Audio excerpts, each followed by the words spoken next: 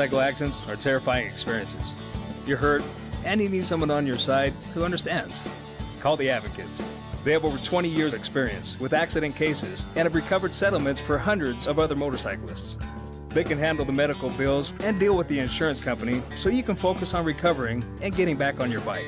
The Advocates are my motorcycle attorneys. You deserve clear, risk-free advice to help get you back on your feet. You deserve an advocate. This is The Monty Show, the truth in sports talk streaming.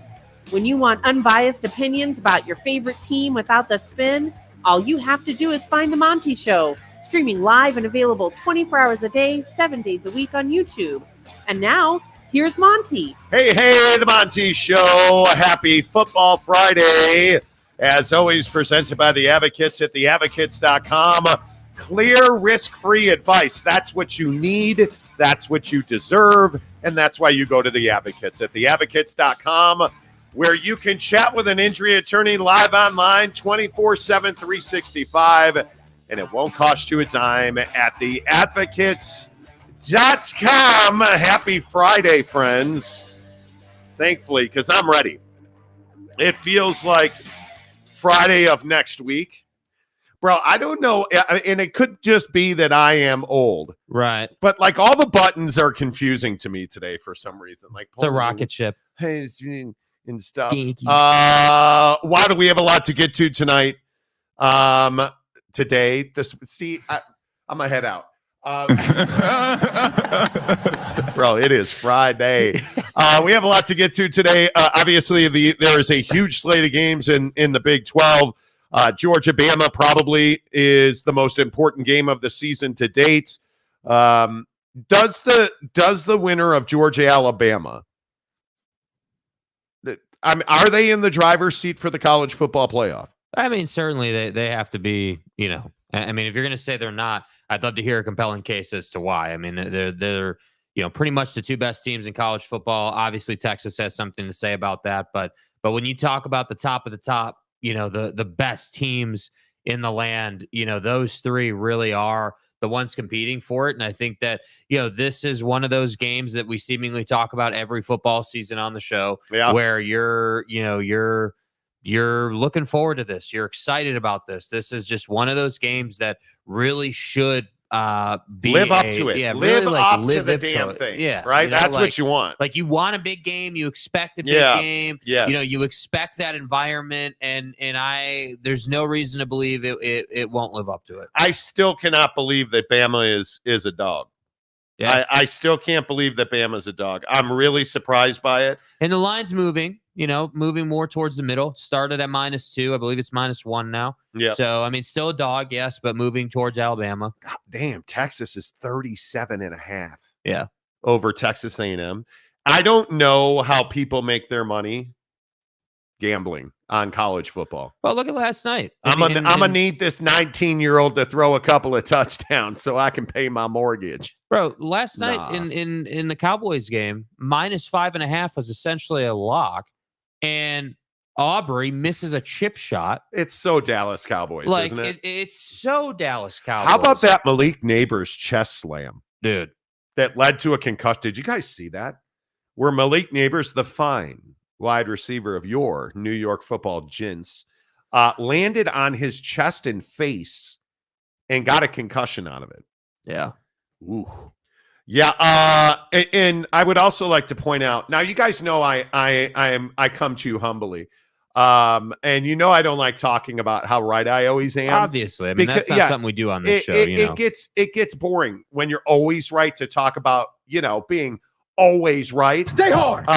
Thank you. Did anybody happen to check out the Dak Prescott show last night? He sucks. You guys told me that. He's Garbo. Terrible quarterback and awfulness. Garbage. 22 of 27 for 2 touchdowns, rated 125.5. Yeah, that guy sucks. My goodness. The problem is it wasn't like they won the game, but it wasn't like you dominated them. It wasn't like you didn't. Like, the Cowboys defense is embarrassing. Yeah, the Cowboys defense is embarrassing. Maury Alvarez, you survived the hurricane, thankfully. Dude. Monty is a bastion of humility. I just giggity, Dak was cooking. He was. I'm just going to continue to point out with the Dallas Cowboys before we get into it all. I'm going to continue to point out Dak Prescott's not the problem. He's not the problem. And I can point to the running game. That's a problem. CeeDee Lamb's attitude. That's a problem. Their non-existent defense and Micah Parsons' foot falling off last night. That's a problem. The Giants' inability to effectively run a cover 2 against CeeDee Lamb. That's a problem.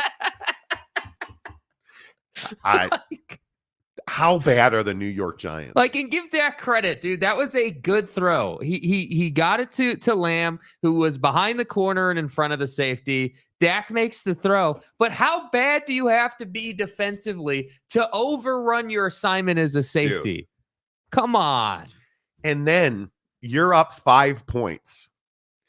And you're playing a cover 2 shell, so you give up nothing deep. And the Cowboys defensive back goes for an interception and missed. And the Giant receiver couldn't catch the football. The inept beating the inept. It is wild to me. Yeah. It is wild to me. Watch Army run all over Temple. Hey. Was more entertaining. Bro, Army's 4-0 for the first time in 30 years or whatever it is. Yeah. Yeah, Michael Smith. Michael. Dallas running game still sucks. However, they did play better on rush defense. Well, listen, Mike, they're no mountain mama running the football. We get that. We understand that. I'm telling you right now, Mike McCarthy's done. You can't keep doing this. Jarrah's going to die before they even make the playoffs. We're out of here. Right, he's dead. It's amazing. All right, you guys are all here to talk Pac-12 expansion. Can we token a new term as Pac-12 expansion burns? Yes, as the Pac-12 burns. Yes, we can go back to that. I am amazed. I want to start with Memphis because I am amazed by this. And we had talked about Memphis speaking of humility, we talked about Memphis not having all that much interest in the Pac-12, and you guys roasted me for that. Hey, Tulane, USF, yup. Memphis was hesitant the entire time. We had this discussion on the show. Right. Memphis athletic director Ted Scott got up in front of the assembled media and talked about my awesomeness yesterday. If y'all haven't seen the latest reports of what's going on between the Mountain West and the Pac 6, 7 right now, this is a fluid situation, right? So that's Bro, hey, man. Chill, dude. Look, chill. It's not the Pac-12. Monty. It's the Pac 6, 7. And at this point, who are we kidding? It's like the Pac 4. 10.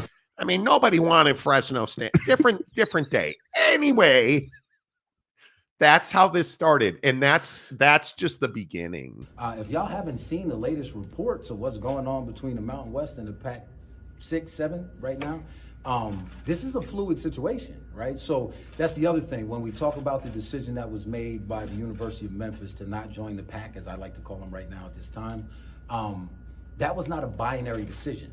That was not a no, we're not ever going anywhere. That was based on the offer that was presented in front of us, that we're not taking that offer because we don't think less of ourselves. And I came here for a reason. You heard me in the press conference. You've heard me in any interview I've done. I'm bullish on Memphis's future. And so I think sometimes we get enamored by the new and we want to take a bad deal. And that deal was not a good deal for the University of Memphis. It certainly wasn't a good deal for our athletic department. And most importantly, it was a really, really bad deal for our Olympic sports.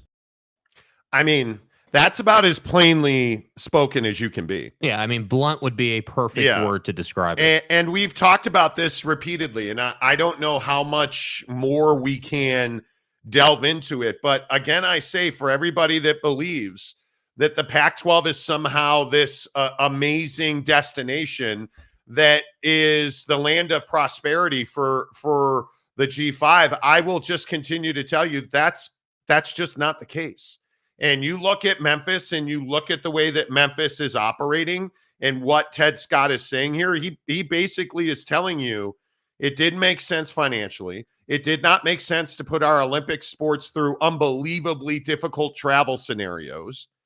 There's nothing that is better in the Pac-12 than we have in the AAC. And I think that's the overwhelming conversation for all of these universities that are looking at joining the Pac-12 or joining the Mountain West. The Sac State situation that so many people lost their minds over yesterday, because I said Sac State is a legitimate option for Pac-12 expansion. And then what does Sac State announce? Hey, we're putting millions of dollars into our football infrastructure for one singular purpose, to join the Pac-12.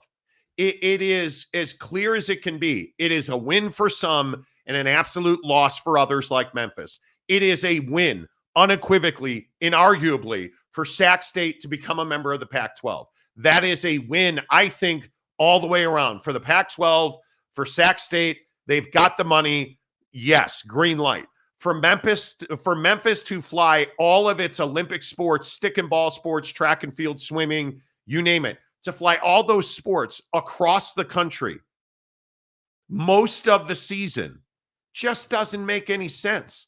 To pay the human toll, tutors, more assistant athletic directors, more infrastructure, more compliance, more coaching, just the human cost financially makes no sense for schools like USF, Memphis, and to a large extent Tulane.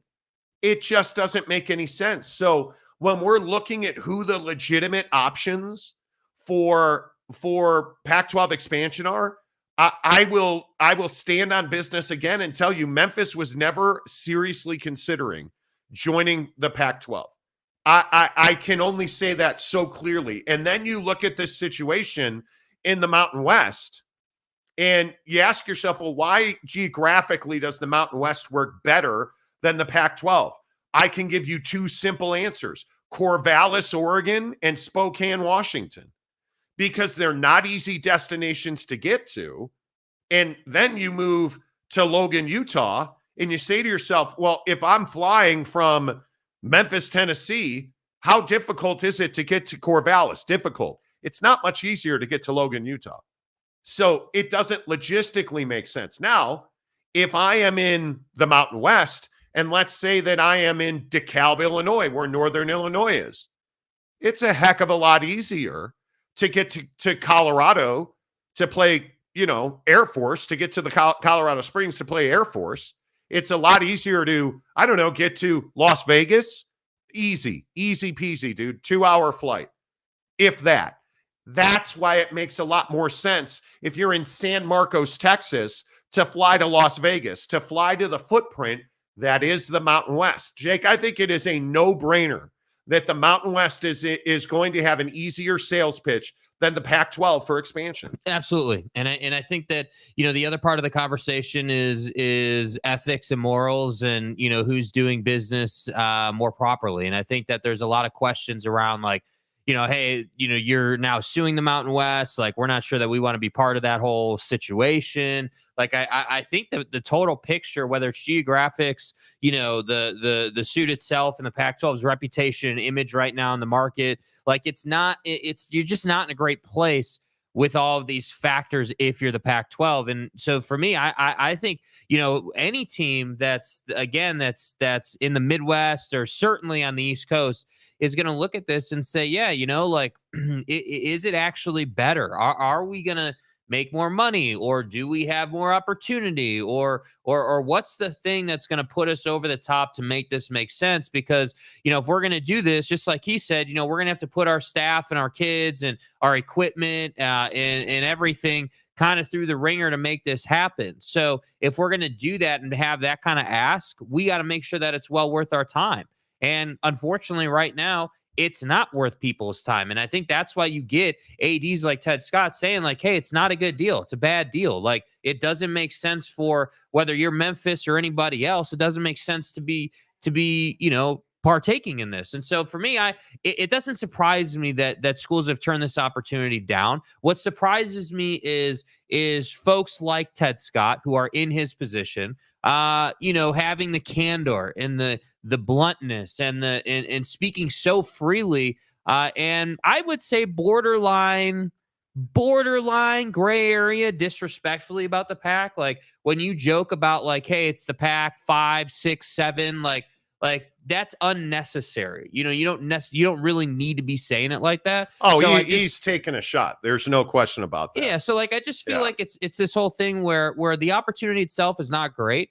There's not a clear reason why you want to do it. Now we have guys who are in the room making these decisions, going on video saying, hey, it's a bad deal. And that's why we didn't do it. And that's just not a great look. Yeah, I don't know. I don't know where you go with it. And I think, again, I point to Texas State, and I think Texas State is absolutely the right place to go. I think if I'm the Mountain West, Texas State, UTEP, New Mexico, Northern Illinois, and Toledo in the MAC are two very good options. I think, obviously, we talked about this at nauseum really all week long. The state of Texas is an incredibly important market when it comes to Pac-12 and Mountain West expansion. I think you have to have a foothold in the state of Texas. It is vital. The football there is too good. The assets there, the resources there, there's simply too much there for you to ignore it. And I think if you are also going to expand your footprint, if you are the Mountain West, does it make sense to go west? I don't think it does. But does it make sense to go to the Midwest and add another time zone? It does. So if you go to DeKalb, Illinois for Northern Illinois, if you're going anywhere in the state of Texas, I think all of that makes sense. But again, I think the big part of this conversation is Memphis with some very harsh words for the Pac-12. And I agree with you. I think he's taken a shot when he says the Pac 6 or 7. He's taken a shot at the Pac-12. Yeah, certainly. And I just think that there's not a lot of, respect there. And this is kind of what we've talked about over the last week. Like when you operate the way the PAC has operated, I think that you bring some of this negative connotation towards yourself. You bring, you kind of leave a bad taste in people's mouths when you sit here and, because again, not to be repetitive, but you entered into a scheduling alliance with the Mountain West that then led to you poaching their teams. And I understand, and I don't even hide from the fact that it's a natural sort of progression in college football for, power conferences or typical conferences that we know to try and go into the G5 and get their best brands. But this is different because that's not even who the PAC is anymore. Yeah. This is you just basically saying, hey, like, we're gonna take all your schools and basically decimate you and try to create the best G5. And basically just having no care or concern for your colleagues in the industry. I mean, it's certainly not great to just be out here trying to decimate another conference. And yes, I do think that's what you're trying to do. You're trying to force the Mountain West to fold so that you can kind of take that spot. And that's not, I'm telling you, that is not a great way to go about it. Yeah, I don't know what you do with it. I don't. Calford has given us $20 to say a new microphone for Monty. What am I missing? He also says, morning, Monty, can you please fix your mic? What's wrong with my microphone? No, unplug and plug back in. I mean, I don't know. I don't know. Is it not plugged in all or something? No, I don't know. Weird. If anybody would like to explain that, that's great. Feel free. Calford also gives us 20 Monty Show memberships. Appreciate you, bro. Thank you, Calford. Appreciate that. Ukrainian mail order bride industry is booming. Now, this dude right here is becoming a daily provider on the show. This is somebody who is building a bit of a brand here, right? He's got a great name. He's commenting every day. Now he's tipping every day. What if it really is Zelensky? Because he's in the country. Yeah. If the Pac-12 can get 3 of these 5 schools, Texas State, North Texas, UTEP, New Mexico State, add Gonzaga and Grand Canyon as non-football members, that gets them to 10-12 and a win for the Pac. Well, I don't disagree with that. Right. I mean, if the Pac-12 adds, I think your point is very well taken about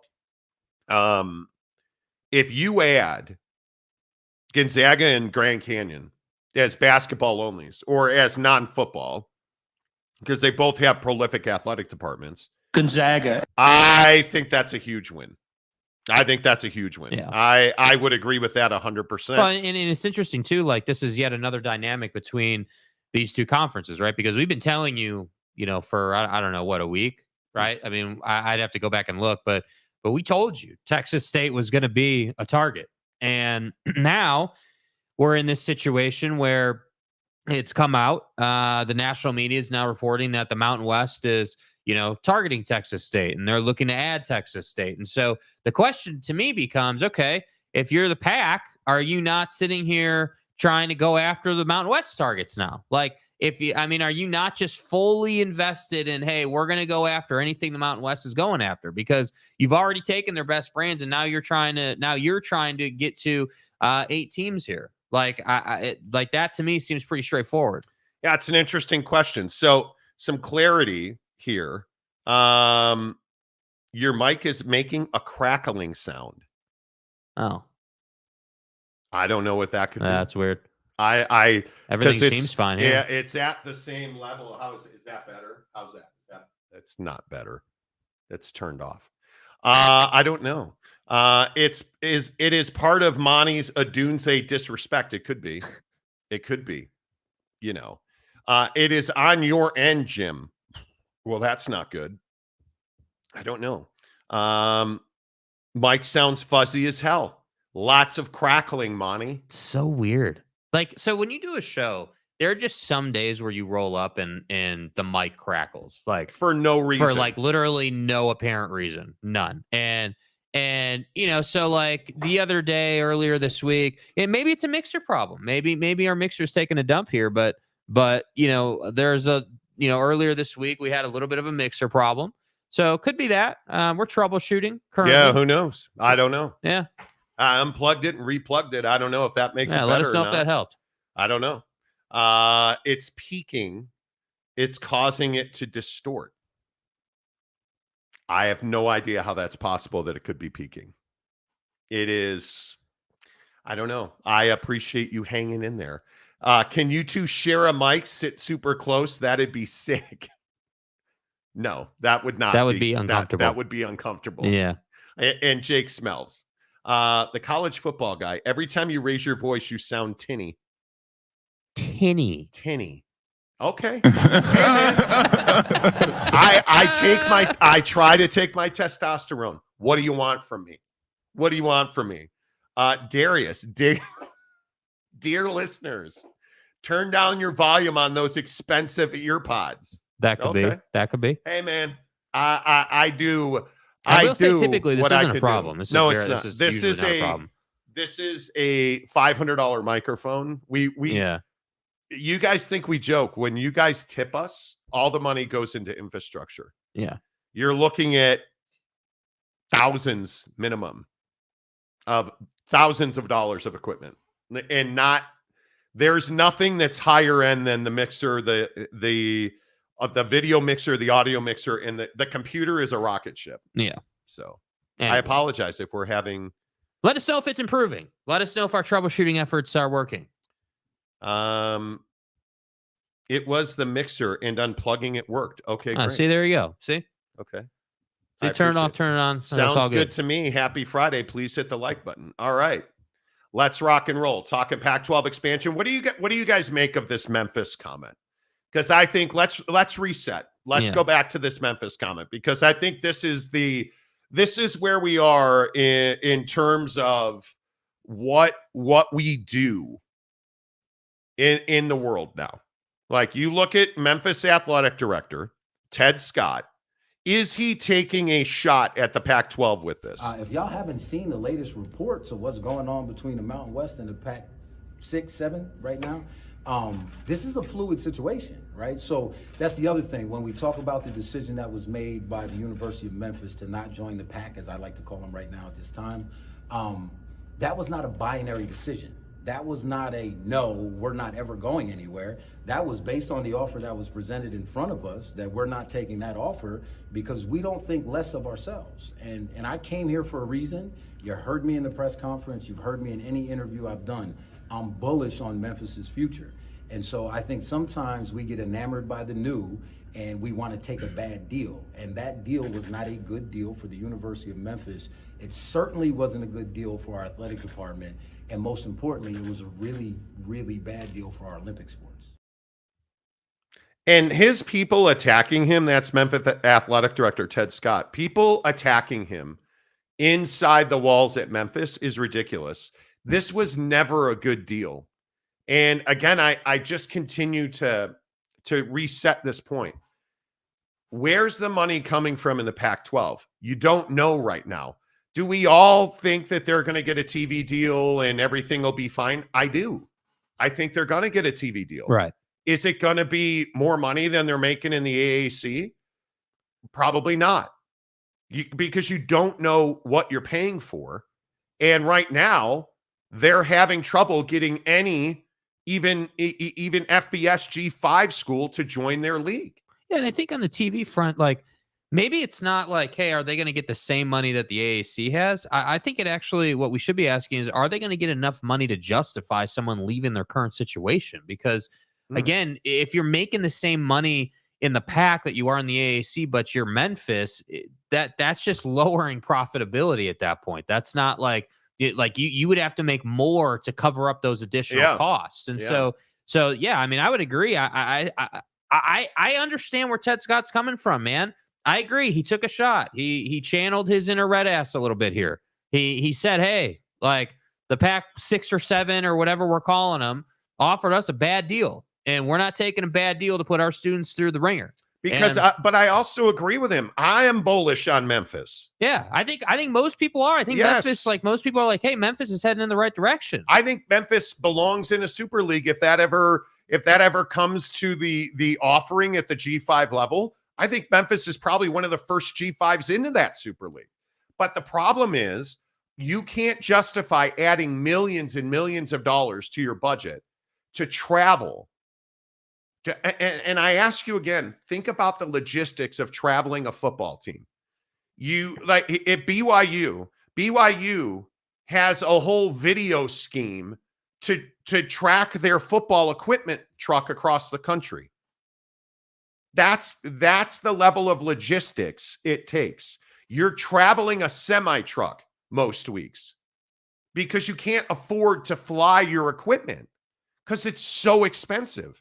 You need a much larger aircraft that's a charter if you're going to fly your equipment. Most college teams don't charter. Hell, WNBA teams don't charter. Think about the money that you are losing. And then you've got to worry about an NIL settlement that still hasn't been, vetted out. Yep. You've got to worry. Like, it just doesn't make a lot of sense. All of the expense, it's crazy to me that you as Memphis, I even say this about USF, because by all accounts, USF was in on the Pac-12. Right. It's crazy to me that you would want to fly from Florida to Corvallis and Spokane and San Diego. Look at Colorado's trip this week to Florida. Like, that's not a short trip. That is a workhorse kind of trip. And I know this is crazy, but it was brought up to me yesterday by a guy on TV I was talking to. Think about the climate change if you are USF going to Corvallis in November. Do you really want that trip when right now you are predominantly staying in your own climate? Do you really want that trip? I don't think you do. I really don't think you do. And thinking about going to Boise, if you're USF, do you want to go play in snowy Boise in November? No. I don't. No. I think what you meant to say is, if you're USF, do you want to go to snowy Boise and lose in November? Yeah, because it's where you go to die. Yeah, so come on. I totally understand it. I can't imagine what Cal and Stanford are going through. We joke with Calford about Calamony. Imagine the money that they're spending being in the ACC. Imagine that money and trucking their equipment. And I'm pretty certain that Cal and Stanford both charter. But imagine, it's a nightmare. So I think it was probably unnecessary. I think you heard Ted Scott, the athletic director at Memphis, venting a little bit here. Right. Yeah. Right. Like and there was frustration. There's no question about that. And I think that, look, these leaders are human beings too, man. And at some point, people get to the end of their rope with the antics and the posturing out of a conference that isn't even a conference. Like, that's the other thing that I think we can't forget. This is not a conference yet. And again, it's one of those things where you notice how you never really hear from the Big Ten and the SEC. We don't hear, there's like basically no drama. The only drama happens at the school level if there's a scandal or like if Harbaugh happens or whatever, like whatever Harbaugh happens. If Penn State happens, like that's what we hear about out of the Big Ten.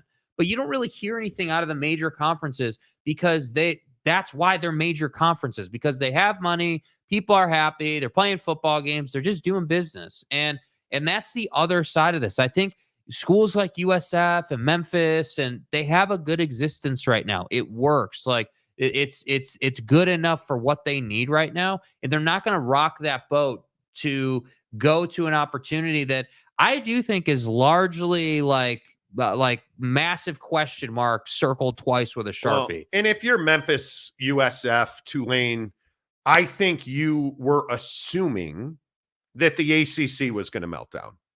And when the ACC, because again, I'm telling you, I've heard repeatedly 2 times this week, Florida State is not angling to leave the ACC anymore. Mm-hmm. They are angling to get the deal that was announced in the Mountain West yesterday, which was that UNLV is getting a lion's share of the revenue and everybody else is going to take a mid-level share. Right. That's what Florida State's trying to get. And ultimately, if this equity or the what you've earned system, hey, you went to a bowl game, you get a larger share. You went to the college football playoff, you get a larger share. When you pay people for performance, that's where you're going to start going to in college sports, in my opinion.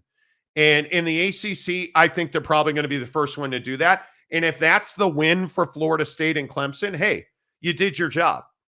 But I don't think you're looking at the ACC melting down anymore, mainly because there's no smoking gun. They don't have a tool. They don't have a lever to pull to get out of that grant of rights. So I think Memphis, Tulane, USF, they really needed the ACC to melt down so that they could all come together and build something different and better. Essentially what the Pac-12 is trying to do, but doesn't have the ability, doesn't have the partnerships, doesn't have the friendships in place to do it. Yep.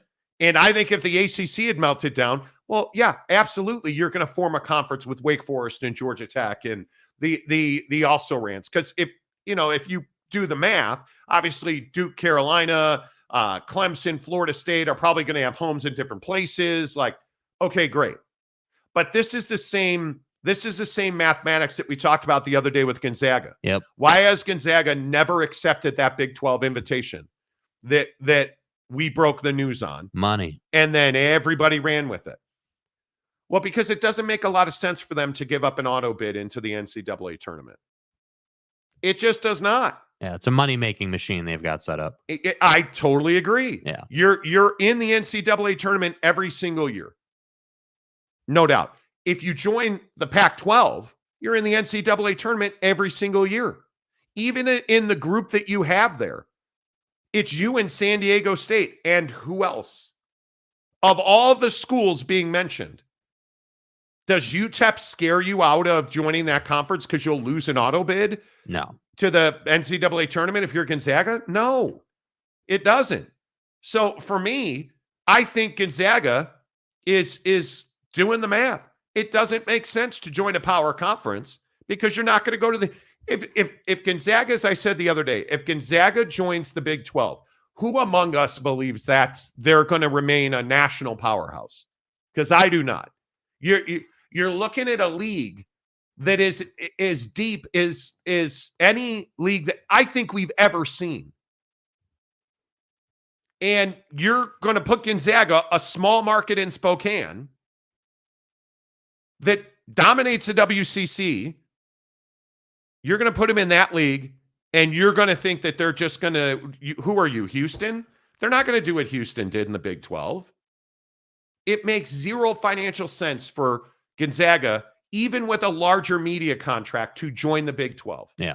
It makes all the sense in the world if they get more media money to join the Pac-12. Certainly.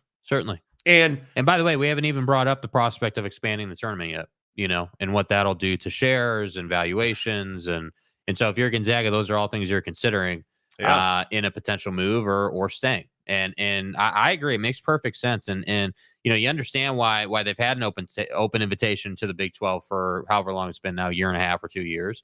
But you also understand why they haven't taken it. And again, I sit here every day that goes by as we talk about this Pac-12 expansion rebirth situation.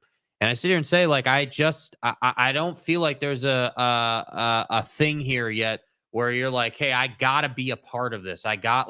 Hey, I'm Gonzaga. I've got to be a part of that conference. Or, hey, I'm this school. I'm USF, man. Yeah, we got to fly across the country, but man, I really want to be a part of that. And that would be really good for X, Y, and Z. It's interesting you bring that up because if you follow me on the old tweet machine, X.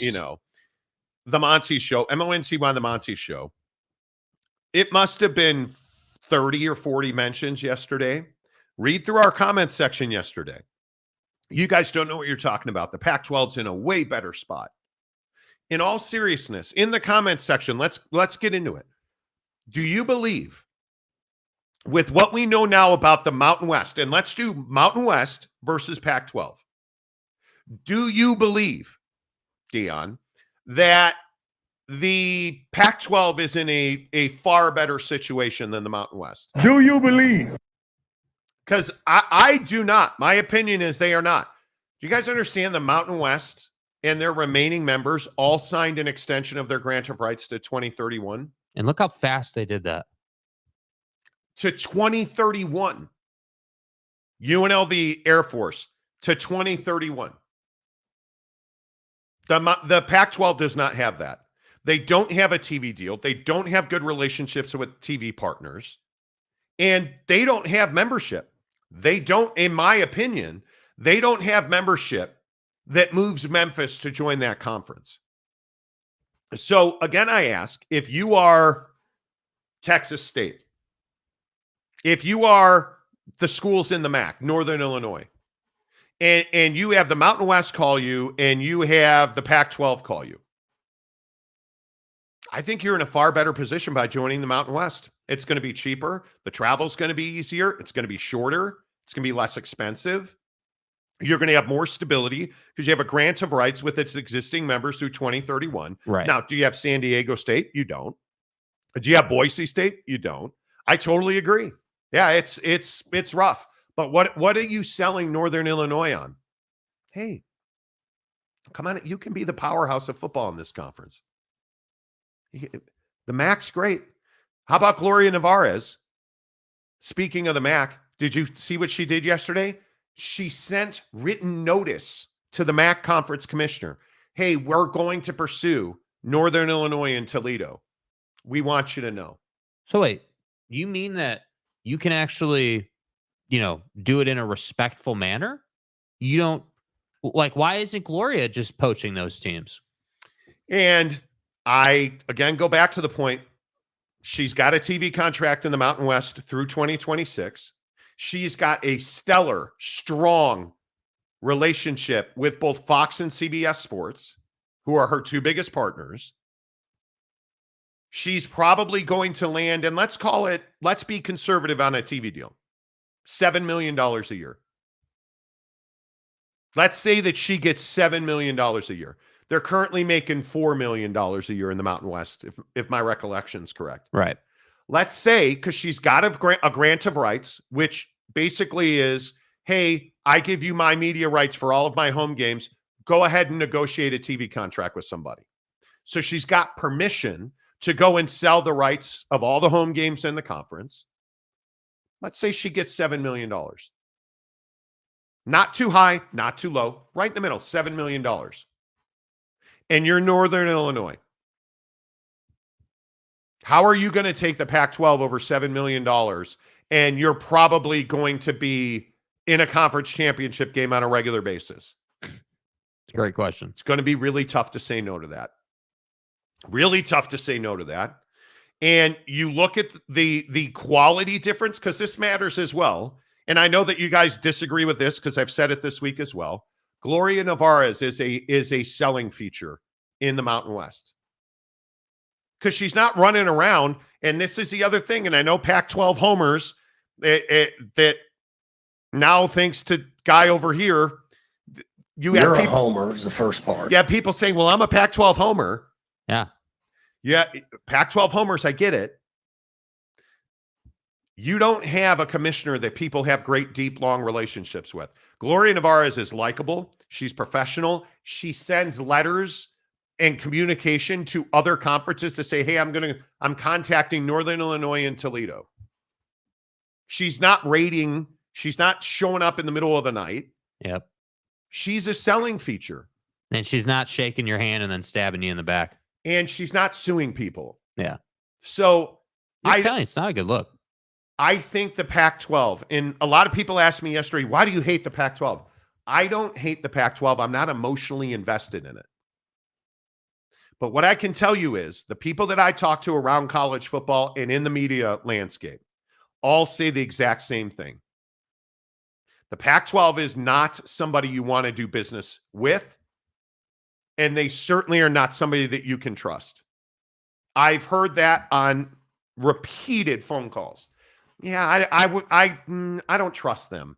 It's Florida State. Yeah. It's the exact same conversation people have about because Florida again, State. it might be different action, but look at the way they're going about it. That they're again, it's eerily similar. I mean, now we're suing the Mountain West, and this is after you took their teams in the middle of the night and you didn't do it the right way, and you shook hands and then wanted to play hardball over exit fees, and that it's just not the right way to go about it. And people always say, oh, well, that's dumb. Like, business is business, whatever. You're just mad the Mountain West lost. I'm not a Mountain West fan, but what I can tell you is when you're doing business, I'm telling you, the Pac-12 is building a reputation for itself, which I guess it already had, frankly, before the meltdown happened. But you don't do business well. You don't understand how to have the conversation and frame the conversation the right way. Because again, if you had framed the conversation initially as, hey, we got to get back to 8 teams, right? Obviously scheduling alliance, and then we want to merge with the Mountain West. Once the exit fee conversation started going south, then there should have been written notice provided. There should have been, hey, okay, we understand we can't come to terms on the exit fees. So here's written notice that this is what we're gonna go ahead and do. And I would understand if the Mountain West, think back to how the Pac-12 came apart. I would understand if you didn't have a grant of rights, if the conference was melting down, I would totally understand that. If you had no TV deal, if you were in the same position the Pac-12 was when the Pac-12 melted down and you were losing members, okay, I totally understand why the Pac-12 would be taking San Diego State and trying to get essentially your entire membership. But there was a grant of rights in place. There was a contract in place. It's a bad look. So I think when you look at where Gloria Nevarez is now, she's in a very vulnerable spot. The Mountain West is very vulnerable. That's why they have to be proactive and aggressive right now, and I think she's doing a good job of that. But I also think they have momentum though too, off of the extension and and UNLV not leaving. Yeah, there's UNLV a little bit of momentum there. Yeah, and everybody's signing the extended grant of rights for sure. And so again, I go back to this question of who's in a better spot. I think it's really close. I don't think that the Mountain West is in a better position, but they're not in a worse position than the Pac-12. I would give a slight edge to the Mountain West, and I only give them that edge because they're an established conference already, right? Like you were a conference 10 minutes ago. And they took those teams, and that now puts you in a position where you have to go and backfill. Yeah. So like you said, hey, they've already got the TV contract. They've already got a lot of these things. It's clear that the members that are still in the conference are all on the same page and all in alignment and moving forward together. So like you've got your all your sheep in the conference, if you will, moving in the right direction. And now all you got to do is go and get a couple more, and you're right back to where you were. And that for me is why the Mountain West has a slight edge, whereas in the Pac-12, again, it's still a lot of unknown. I mean, I get it that you have commitments from these schools, but you don't have that great TV deal yet. You swung for the fences and you missed. Yes. And now you've got an athletic director at Memphis coming out and saying, no, not really. The Pac 6 or 7, no, I'm good. It's a bad deal. You've got the AAC members releasing statements not in support of what you offered. I think that's damaging. Yeah. And I think it's going to be very difficult to get an FBS member, a G5 member, to move conferences for you. That's the thing that I'm curious about. Who's the next big win? I'll be very curious to see what that is. Yeah. Because Gloria Nevarez and the Mountain West have strong TV relationships, and I think that's the single biggest selling point. Yeah. You need to be on TV regularly, and you're seeing that.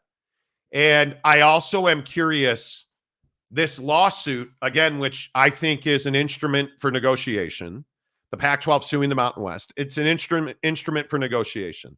I think it's nothing more than that.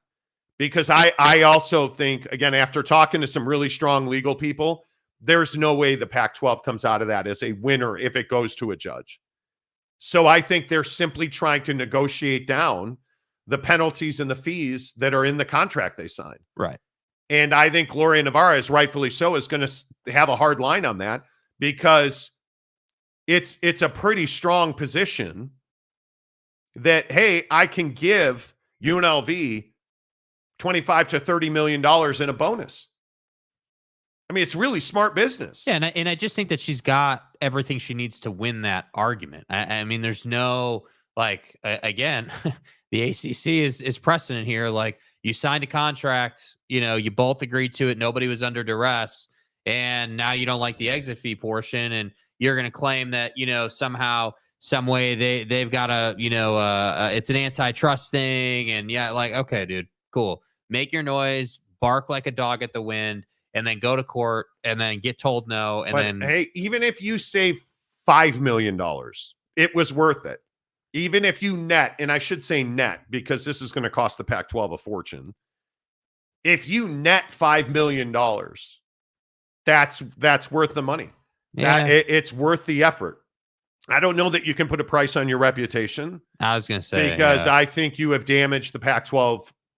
If it's possible, I don't even. But is it possible to further damage yourself reputationally? I think it probably is now. I mean, it is. But I go back to this conference last year, the Pac-12 that we all knew and loved for, however long they were in existence at that point. Like, you weren't respected in a business fashion. Like, people didn't look at the Pac-12 and say, "Oh man, wow, that's a prolific George Kliavkoff is just incredible." Like, people weren't saying that.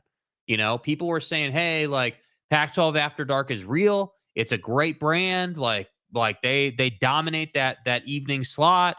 But they've been an embarrassment for how many? Whether it's officiating, lawyers in their replay booth, or not having a TV deal or a carriage deal to speak of. Like, the Pac-12's been an embarrassment. Yeah, and the biggest issue I have with it. You didn't have to ever be here. One, okay, you went through it and you came out on the other side of all of your membership choosing to leave in a really good spot.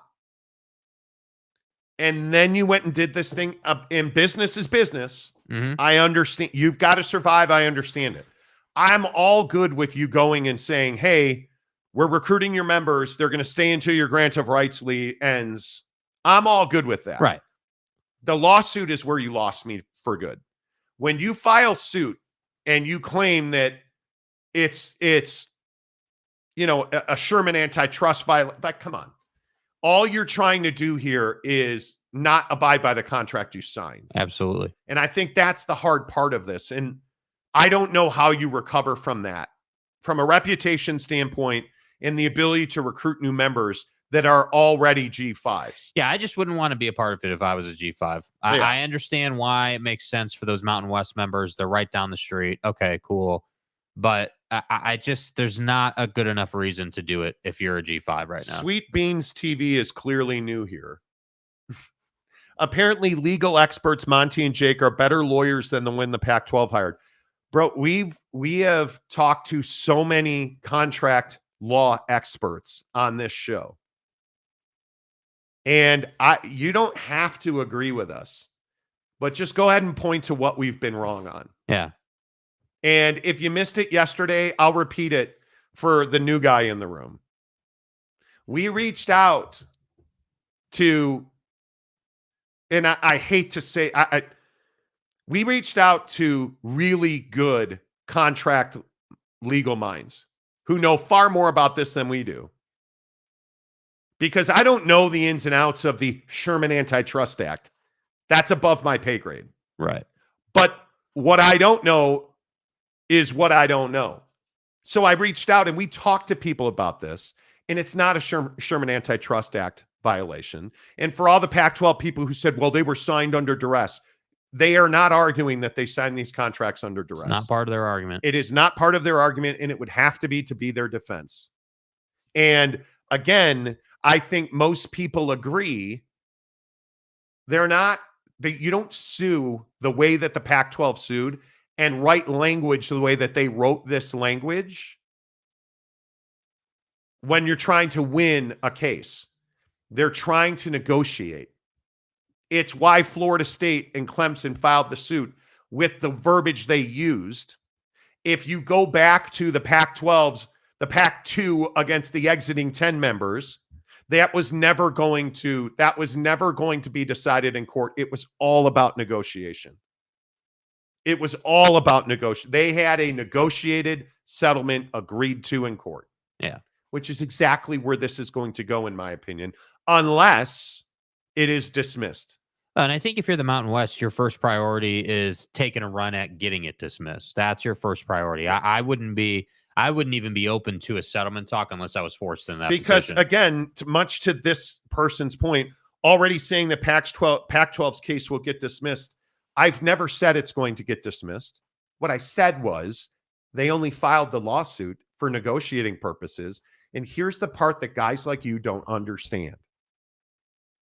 It's really hard to sue over a contract you signed and you're not arguing duress, which, hey, they had a gun to my head. I was 14 when I signed the contract. Okay, that's called duress. It's really hard to go to court to sue, that you're filing a suit to undo a contract you willfully signed when you're not arguing duress. It's one of the most difficult arguments to win in all of contract law.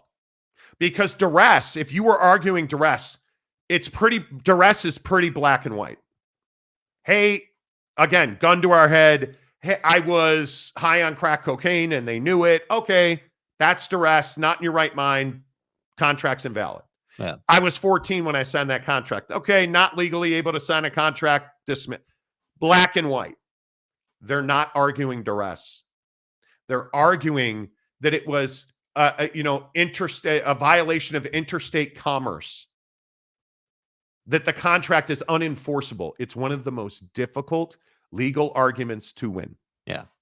So we never said it was going to get dismissed. What we said is that the argument you're bringing is incredibly difficult to win. And there's a reason, if you think about, if you take a second and think about the hows and whys, why do you think they're not arguing duress? Because they don't have evidence they were under duress, so they can't argue it. And I'm here for it. I'm here. Listen, Sweet Beans TV. I'm here for it because we don't have a dog in the fight, and we don't act on or speak on emotion. And I think everybody who's been on this show for any amount of time understands I never speak off the top of my head, and I don't talk about things I don't know. And if I don't know something, I reach out to my sphere of influence, which I think is one of the greatest terms. And I ask questions about things that I don't know. I am not a lawyer. I do not know. And again, for the new guy in the room, what have we been wrong about? We told you what was going to happen to FSU. How long? And I would love for the long times to chime in on this.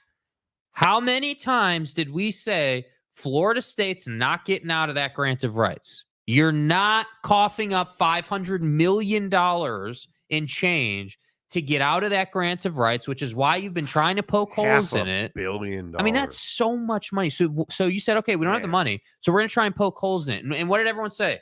Oh, well, ESPN, they did nefarious business behind the scenes, and there's all this nonsense. And then what do we have? Oh, show us the contract, because, and what Jake's referencing is the ACC has held confidential the contract between the ACC and ESPN. And so Florida State and Clemson filed a motion to have the judge order the ACC to turn over the ESPN contract. And the judge did. And there's no smoking gun. And they happily turned it over. And there's no smoking gun, and now we're here. Like, to wrap this up, because I do want to get to the comment section. You guys have been amazing today, as usual. The other part of this that I think you have to look at is it was explained to me by a contract lawyer who went to NYU. There's no precedent that favors the Pac-12 here. And the worst part is the precedent that will be used by the Mountain West is the Pac-12 versus the exiting 10 members of the conference. Yeah. So that's going to be very difficult. And the other part of this is the main reason that you sued. Why did the Pac-12 sue? To try and leverage a power play to get UNLV and Air Force, who just signed a grant of rights through 2031. And that's what I'm saying. The timing of them signing that is no accident. Like, they just turned around and said, hey, here's the bird. We're staying in the Mountain West. Enjoy your lawsuit. Like, I'm telling you, it matters. Yeah, she's one hell of a commissioner. I agree, Yeah. Phil Benzer. Yeah, Gloria Navarez is one hell of it. She's done a great job here. Yes.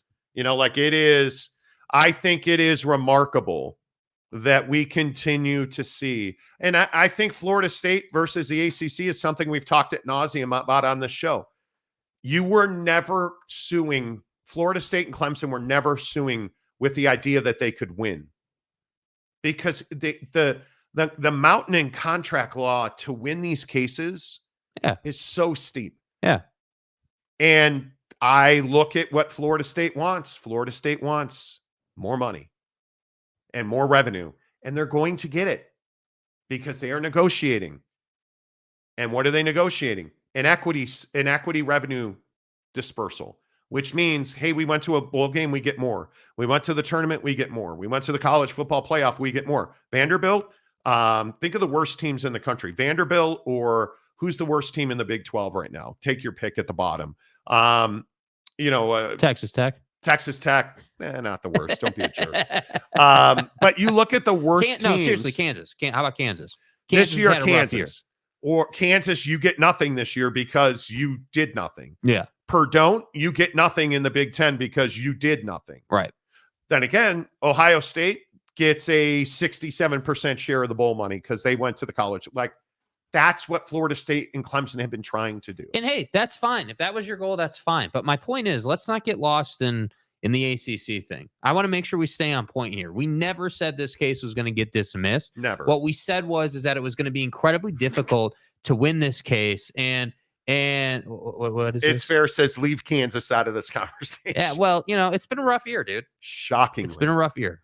Yeah, anyway. All right, let's get to the comments. As always, the comment section on this show is presented by our good friends at Prize Picks. Prize Picks, the official daily fantasy partner of the Monty Show. It's the single best daily fantasy promotion I've ever seen. You deposit $5 in a new Prize Picks account, and they are going to give you $50 more.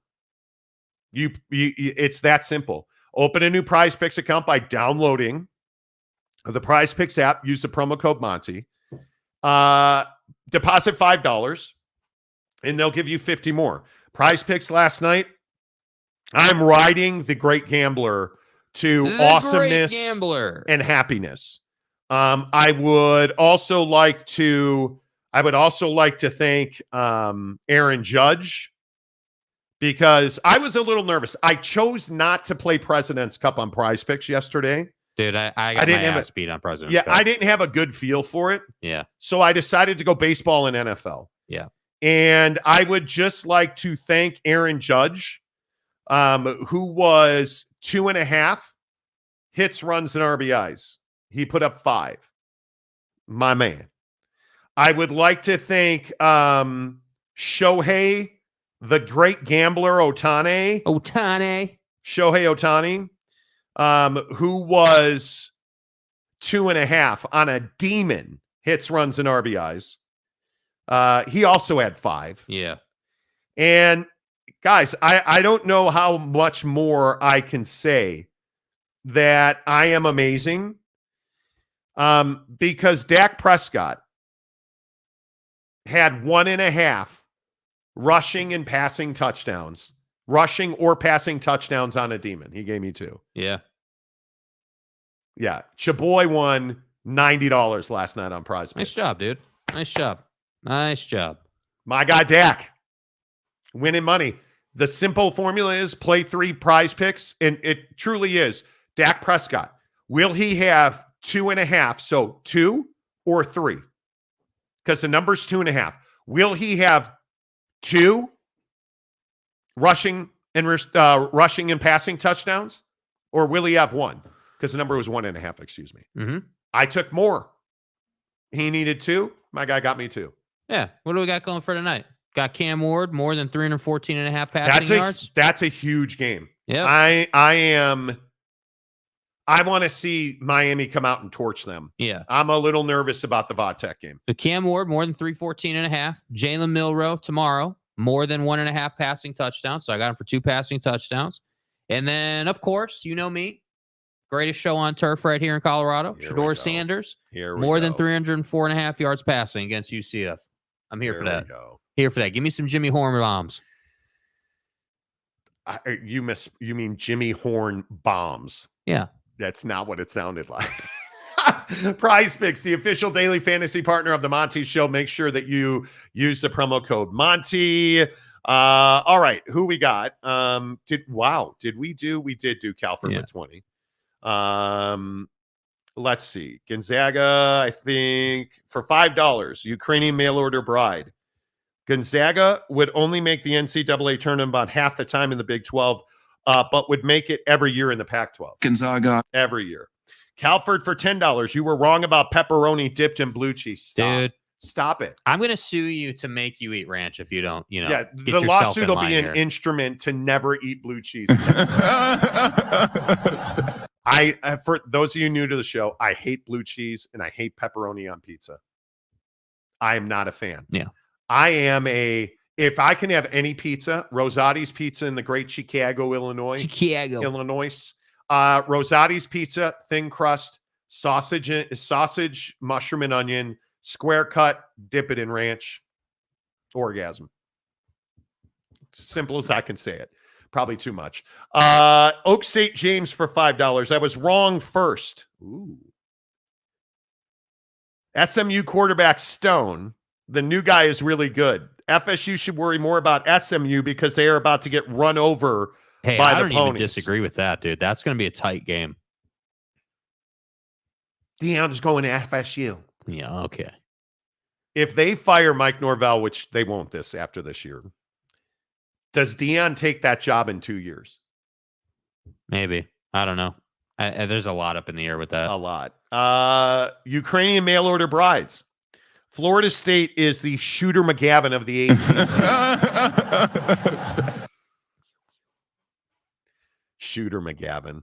Man, I can't wait to play golf this weekend. I am so ready. Let's see. Ranch is bad news. Okay. Why is ranch bad news? I liked you, but now you're talking smack about ranch, man. Lopes fan Gabe. Pepperoni with Satan's giblets? No. Oh. I hate olives. Nah, I'm good. Olives are so bad. Olives are so bad. Patrick Bourne, Dion takes that job in a blink if it's available. Potentially. Deb MC, pepperoni pizza and blue cheese for my wings. Stop, dude. Stop. That's terrible. Blue cheese is so disgusting. I am not at all. Let's see. Mike Smith. Word is that McD's ice cream machine is always down because of the Teamsters. Oh, okay. Got it. Jay McClanahan. These colleges signed a prenup. It is what it is until it isn't. Okay. Everything's negotiable. Contracts are negotiable. But most times, and especially when you're the Pac-12 and you're trying to hostilely take over the Mountain West, the Mountain West is not going to be so amenable to negotiations. So you got to sue them to get them to the table. Yeah. I think that's what you're seeing there. You know, Mike Smith, got Dame blue cheese bullies up in the chat. Exactly. I'm just not a blue cheese guy. And I feel like ranch and blue cheese is you don't like both. You're one or the other. I think that's right. You're not down the middle. You're not. K. Nurin says the Mountain West will be just fine. They will destroy the Big 12. Okay. David Humes. Hello, David. Blue cheese is undefeated. Yeah, undefeated and being garbage. I can't do it. I cannot do it. UW fan Jim.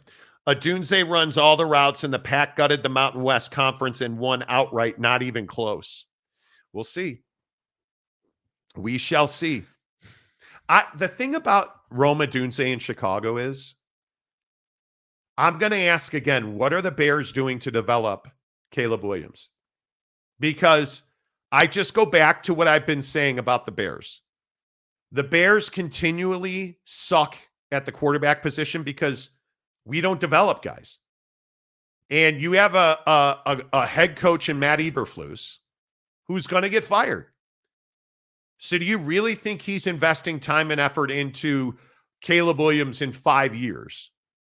Or is he putting all of his time and effort into trying to win games? He's not trying to develop Caleb Williams. He's trying to win games. And when you draft a quarterback number 1 in the NFL draft, you need to develop that quarterback.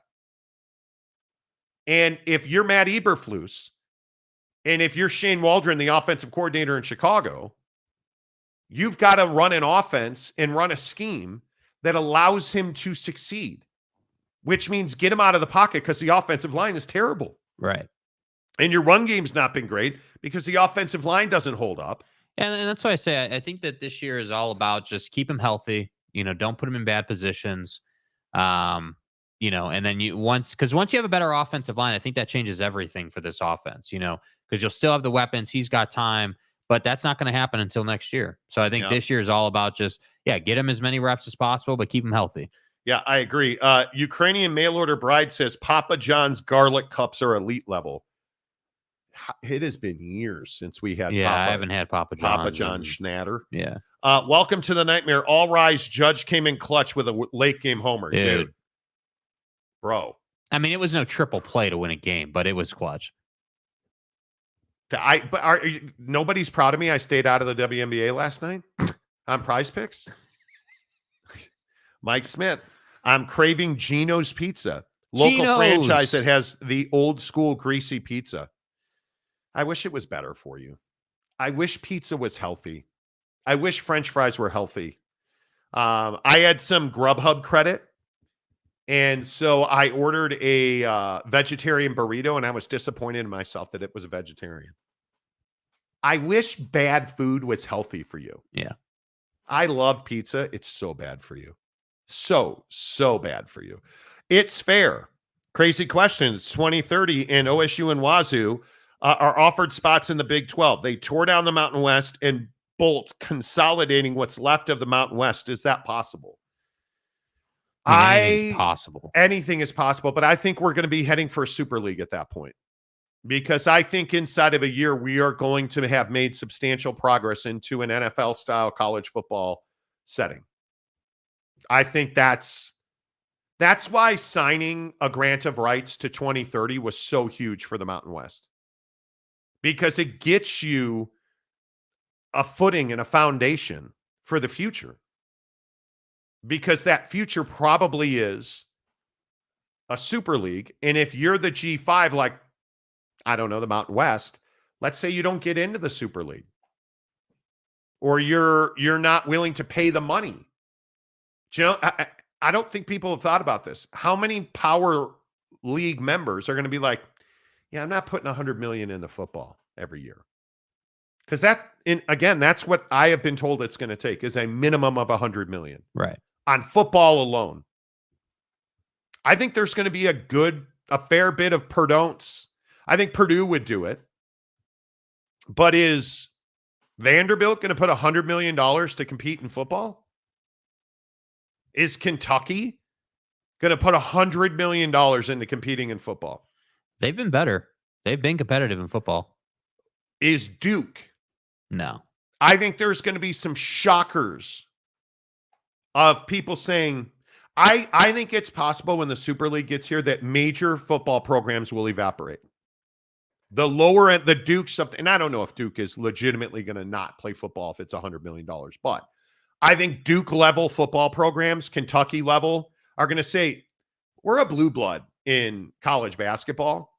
We're going to put our resources into college basketball. Let's play G5 football. Yeah. I think there's a real chance that happens. I don't think they should be vilified for that. At some major universities. Yeah. And it will shock you. I'm curious who those are.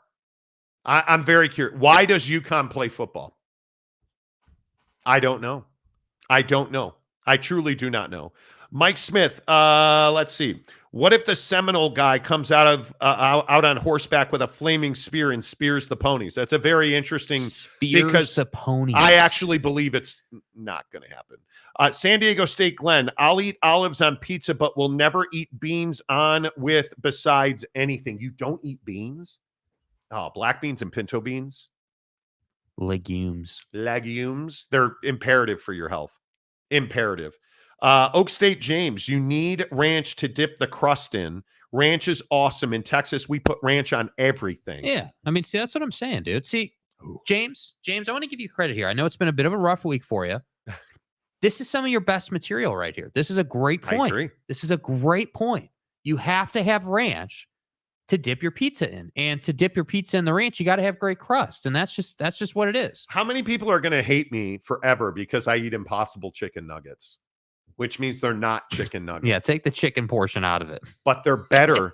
You know what do they call the Bear chicken strips? Yeah. And no, they're amazing. They're Impossible nuggets are better than Bear. I know. It's crazy. They're at one Costco. They're at this Costco in Harriman, which is 3 times further from my house. I go there because they sell Impossible nuggets. Yeah. The one right down the street from the crib, they don't sell Impossible nuggets. Haters. But I'm telling you, they're good. Haters. They're good. I'm telling you. K-Nur and pineapple and bacon pizza. Bomb. Bacon's Pineapple terrible for you. Jimmy Otts and blue cheese is for more sophisticated taste. Oh. Call me a simp. No, Mr. Preston, no. Somebody asked me yesterday if I've installed the power articulating some power, but the power arm, no, it's up on my kitchen table. Blue cheese bacon burgers, oh my God. No, I won't do it. Year ago when McDee's had that limited run of small pizzas, I would order pepperoni and cheese with pickles.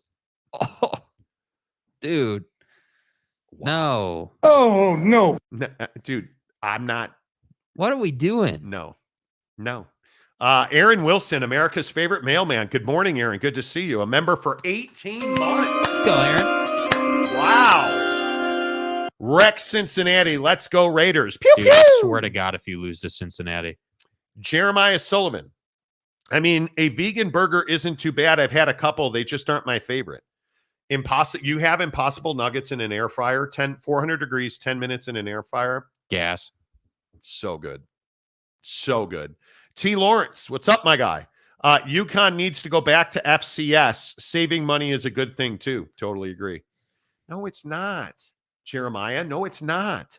Blue cheese is good for pizza too. No, it's not. No. Is it Crack Rock Friday? What is wrong with you people? Good Lord. Midweek Coug, what are the big in SEC ADs talking about in Nashville? Why no Big 12 or ACC? Because the big and the SEC have an alliance.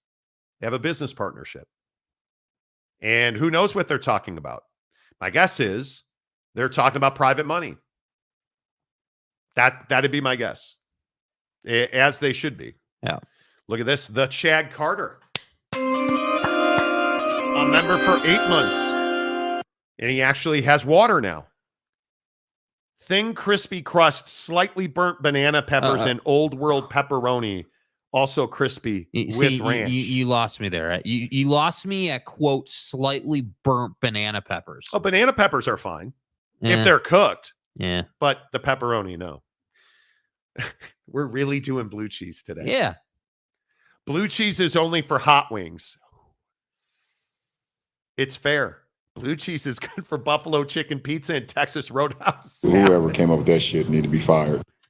Come on. Texas Roadhouse salad. Come on. The end, it's fair, says. He said Texas Roadhouse salad. I get it, dude. People love the buns at Texas Roadhouse, but don't talk to me about their salad, bro.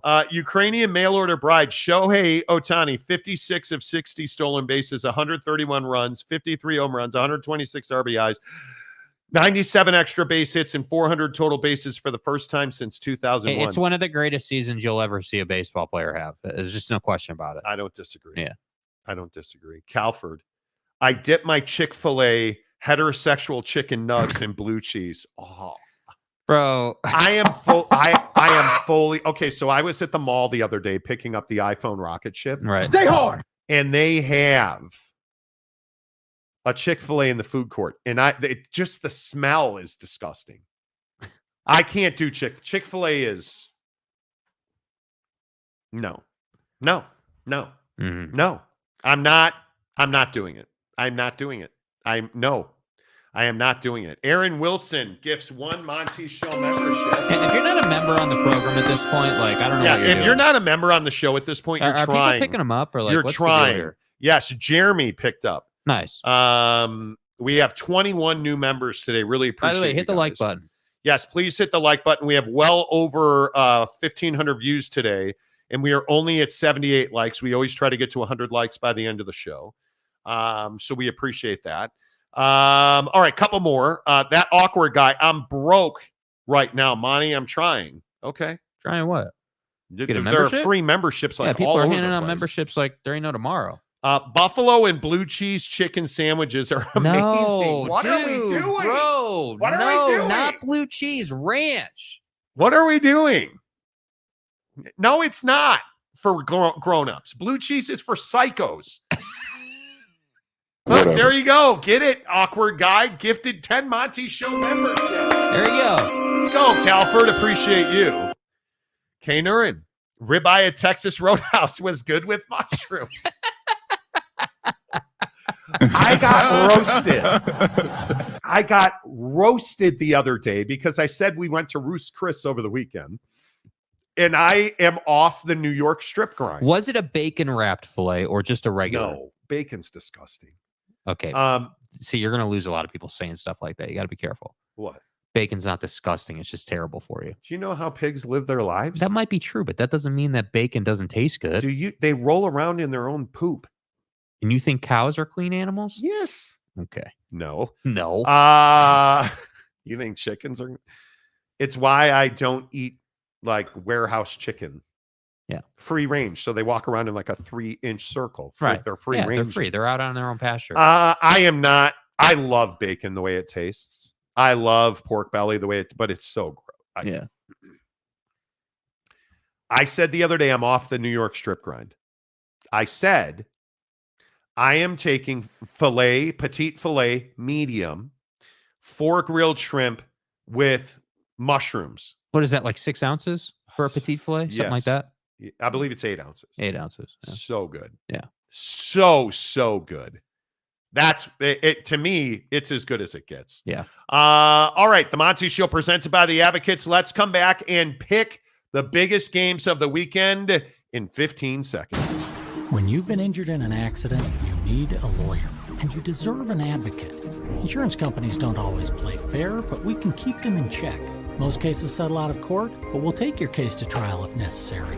You deserve an advocate. Yes, you do. Get to theadvocates.com where you get clear, risk-free advice because you don't pay retainers, you don't pay consultation fees, you don't pay the advocates unless and until they win your case. Hook it up right now. Chat with an injury attorney live online, and it won't cost you a dime. 24/7, 365. Car accidents, motorcycle accidents. Did you get hurt at work? They're the best in the business at workman's comp. Hook it up. Theadvocates.com. Make sure you tell them you heard about it on the Monty Show. Georgia, Bama, the game of the weekend. Yeah. The game of the weekend. And I think this line has moved. You know, kind of like it moved a little bit. Georgia. Nothing? Please, just keep going. Okay, please. Georgia and Bama. The game of the weekend, it is now Georgia. Excuse me. Yeah. I need to change the line because it moved since the show started. Georgia is now a 1-point favorite at Bryant-Denny Stadium. And you got to update the over-under, too. They changed that, too. 48.5. What is it now? 50.5. I'm telling you, it matters. It matters in these kind of games, man. 50, that's 2 more points. Point and a half. Why we can't have nice things. Yeah. +1 Bama at home, 50.5, 7:30. Hello, ABC, ESPN Plus. I think this is one of the games of the year if you're a Georgia fan. Mm-hmm. Because I think Georgia is going to wreck Alabama. I think that this can't be another Georgia-Alabama. What this has to be for Georgia is revenge. You have to take a pound of flesh out of Alabama and Jalen Milroe because of what they did to you in the conference championship game last year. Because the narrative needs to be put to bed that Alabama doesn't miss Nick Saban. And they're fine. Because they're not. But more to the point, because you're Georgia. And you're supposed to be the best team in the country. Only teams like Ohio State are getting votes. Texas is considered the best team in the country right now. You need to put all that narrative to the side. I think Georgia's going to come out, and I think they are going to be looking for bodies in this game. Jake, I'm leaning Georgia all the way. Yeah, and I'm going the other way with this. I like Bama in this game a lot. I think that, the question that everyone's asking right now, and I do think it's legitimate, which quarterback's more reliable in this game? Who do you think is going to have a bigger impact, right? Carson Beck or Jalen Milroe? And, Carson Beck and both of these guys have played in huge games. But I believe that Jalen Milroe has more ways to beat you than Carson Beck does. And obviously, Milroe's ability to run the football is going to get tested in this game. But I also think when you consider, hey, Bama's on the 7-yard line, how are they going to score? They've got a million different ways to score because he can run. And that's the part of this game that I think this is where that game is going to be decided. I think red zone conversion and the ability to be efficient, because I don't think we're getting a 30-27 game here. I think these defenses are too good. I think this is going to be too physical of a matchup. So I think when you do get down in the red zone, you can't miss. And so to me, I think when you talk about Georgia's season and what's on the line, I would agree this is a more important game for Georgia than it is for Bama when you consider what they have next. Because after Bama, you've got Auburn, you've got Mississippi State, and then you see Texas. And so if you lose this game, that Texas game all of a sudden becomes a must-win, which I don't love your prospects in that game. Here's the problem for Alabama. Jalen Milroe is, I think, the best quarterback in this game. I think he is better than Beck. But he can't be the best offensive player. And maybe best is the wrong word. Right. He can't be the most impactful offensive player if Alabama's going to win this game. It's got to come down to Jam Miller's ability to run the football against Georgia. Mm-hmm. Because I think if this is a shootout, Georgia's going to win. And I think what we've seen is that Georgia can be worn down against the run. And I think Kentucky showed that. Now, do I put a lot of credence into that game? I do not. I do not believe that all of a sudden we should be freaking out because, oh my God, Georgia, they almost lost. Holy snikey. I'm not worried about it. What I'm worried about is Alabama's ability to run the ball well enough for Jalen Milroe to operate in the pocket, because if Jalen Milroe has to be the leading passer and leading rusher, Georgia's going to win this game by 17 points. And I agree. And I think another portion of that supports your argument there is Georgia's got the number one pass defense in the country. And Jalen Milroe has obviously been a run-first guy that's had to develop his passing ability, and he can throw the rock. There's no question about it. But I would agree if Georgia's able to force Alabama to run everything through Milroe, where he's the one running, RPO, let's say, or they kind of make them more one-dimensional in that sense, then Georgia will run away with this. But I don't think that that's going to be the case. And I look at this year's Georgia team, and they don't scream like, hey, we're just outright better than you, like in the way they have in years past. I believe that game last year was one of the signature coaching performances out of Nick Saban, and that's why they won that game. But this year, I don't feel like Kirby's team is as good as it's been in years past, and that's what concerns me. And that's why I take Alabama, because it is at Bryant-Denny, and it is going to be a hostile environment for Georgia, and Alabama understands the consequences of this game. And I do think that's why it's such a tight line of a 1-point dog for Bama. You're sitting here saying, hey, the over-under is 50.5. You're saying this is a 25-point game here. And that's why I would say Bama by a field goal, 27-24, that type of game. Can Alabama control their urges in the first quarter of this game? Because if you come out, I don't even care if you come out and you run the ball 5 straight times and you punt. That's a good possession. Because you've got to commit to the run, and you've got to be patient, and you've got to stay with the run, because you're not going Georgia defense by running the ball, but it gives you your only opportunity to win in the middle of the field, which is where you have to win if you are going to beat Georgia, which Alabama's not going to do. This is going to be a 27-13 game. And Georgia's going to win it. Wow, that'd be a dominant win. Yeah, and I think it's going to be. If they beat Alabama that way, I would guess you would get the nod for number one team in the country. I think there's no question. I mean, Texas have Mississippi State this week, I think it is. So Texas is going to win again. But if you beat Bama in that fashion, I would suspect that you would get back to the number one spot. Yeah, but I think that this is a dominant Georgia defense. I think it's the best defense in the country by a lot. And I think when you look at what Georgia brings to the game, they don't turn the ball over. Like they're somebody that is really sound on offense, and they're very, very good on defense. I just don't see how this Alabama offense is going to put up enough points to beat Georgia. That's my single biggest question. I can't see him scoring 2 touchdowns in this game. I can't see that. I see him scoring a touchdown and kicking 3 field goals. That in my mind, that's the top of the mountain. Maybe I'm wrong about Alabama. Well, the only thing I would say about that is Wisconsin's not a small team. Physically speaking, I'm not saying Wisconsin's a great team, but they have size up front, and you dominated them.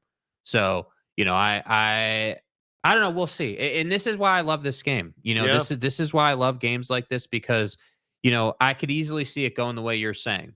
I could easily see it go the way I'm saying, where Bama pulls out a tight one, right? It comes down to game day execution and who is more prepared to make the play in the moment. And we don't know the answer to that question until we watch the game. And that's where I say, this is like, I don't care what you have going on as a college football fan this weekend.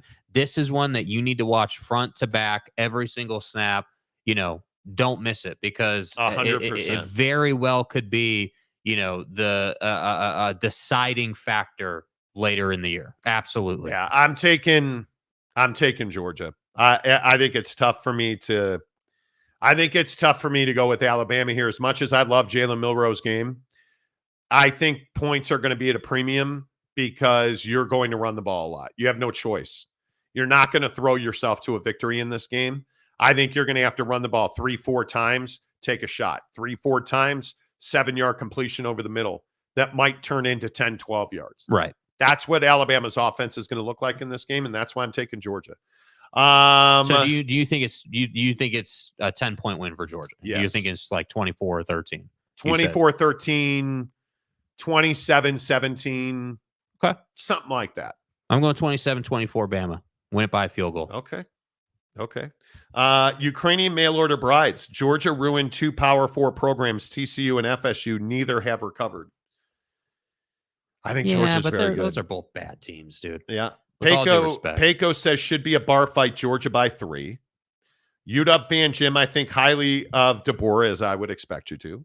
I would be more confident if this was his second year at Bama. And that's a fair take. I do think, your point earlier about, hey, like, do they miss Saban or not? I completely agree that this is one of those games for that. They're not as talented as they will be next year. Right. For sure. Chris E. Well, Bama hasn't lost a step yet. Let's see let's see when Saban recruited players leave and see if DeBoer can replace him. He's already lost several good Nick Saban players. So, might be one of those games where I will wait until the fourth quarter to watch. I think it's going to be great right out of the box. Jay McClanahan, Bama on Saturday night at home. I'm not going against him. Yeah, Bryant Denny's a great place to play. It's going to be raucous. Bama fans going to show up. Yeah. Roche, I don't know how, but I would love to see both of them lose. But my original thought was Milroe and DeBoer pull it out. Okay, that's a crime in most states. Yeah, we need to chill out with that. Okay. The stadium guy James. Change his name again. I have a coworker that's a big Alabama fan. I'm rooting for Bama for his sake. Okay. Paco rhymes with taco. Okay. Man, wow. That is just revolutionary material right there. We have vacillated back and forth on Paco. Paco it is. Ukrainian mail order bride says Nick Saban dances like a white guy. I mainly because he is a white guy. Are you sure? Okay. Chris C., I'm taking Bama. Kentucky was able to physically beat Georgia. Kentucky don't have trenches that Alabama has. It's a really good point because I think it's the only way they win the game. Yeah. I also think, though, let's be careful in slighting Georgia for that. Georgia clearly knows they're better than Kentucky. And that, to me, felt like a, hey, vacation. We're just going to kind of cruise through this game, Yeah. So, yeah, that's why that's not part of my argument as to why Bama's going to win, because that Georgia's probably 3 touchdowns better than Kentucky. Oklahoma State at K-State, -5, 54.5 for the Cats. Yeah. 11 a.m. ESPN. Yeah. Who needs it more? Well, I don't know the answer to that particularly, because if either one of these teams loses this game, they're eliminated. You can't be a 2-loss team. It just doesn't work that way. More to the point, you can't be back-to-back 2-loss team, because nobody forgets that. Even if you're a soccer writer in Minneapolis, you're going to remember that Oak State lost 2 straight games, because that's what's going to happen here. Because the biggest question that I have, how does Oklahoma State rebound to stop the run in this game? Because that's what K-State's going to do. I think Avery Johnson is not going to be a proficient, efficient passer this season. And I think the guys in Manhattan, Kansas have come to terms with that. And when we get on the Bill Snyder family field and this game is being played, I think Avery Johnson's highest best use is as a running back who occasionally completes a pass for a first down. And I don't believe that Oklahoma State tackles well. And I don't believe that they are assignment sound on defense. That's why I don't think you can pick Oak State to win this game. Yeah, and I think before I make my argument, who's got more on the line here? I think K-State has more on the line here, because what's the narrative going to be with Oklahoma State? Hey, you got soundly beaten by Utah. You gave up 456 yards in that game of total offense. That was the best team in the conference, and it just is what it is. That's kind of the narrative nationally about Oklahoma State.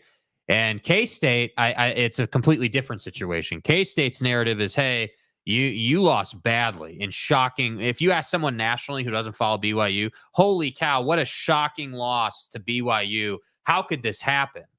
And so for K-State in this game, I would agree, this is a get-back game for K-State 100%. And Avery Johnson has to show why he is heralded as this great young quarterback. And, he's got to show his ability in this game. And so, yeah, I mean, you're going to see K-State run the hell out of the ball in this game.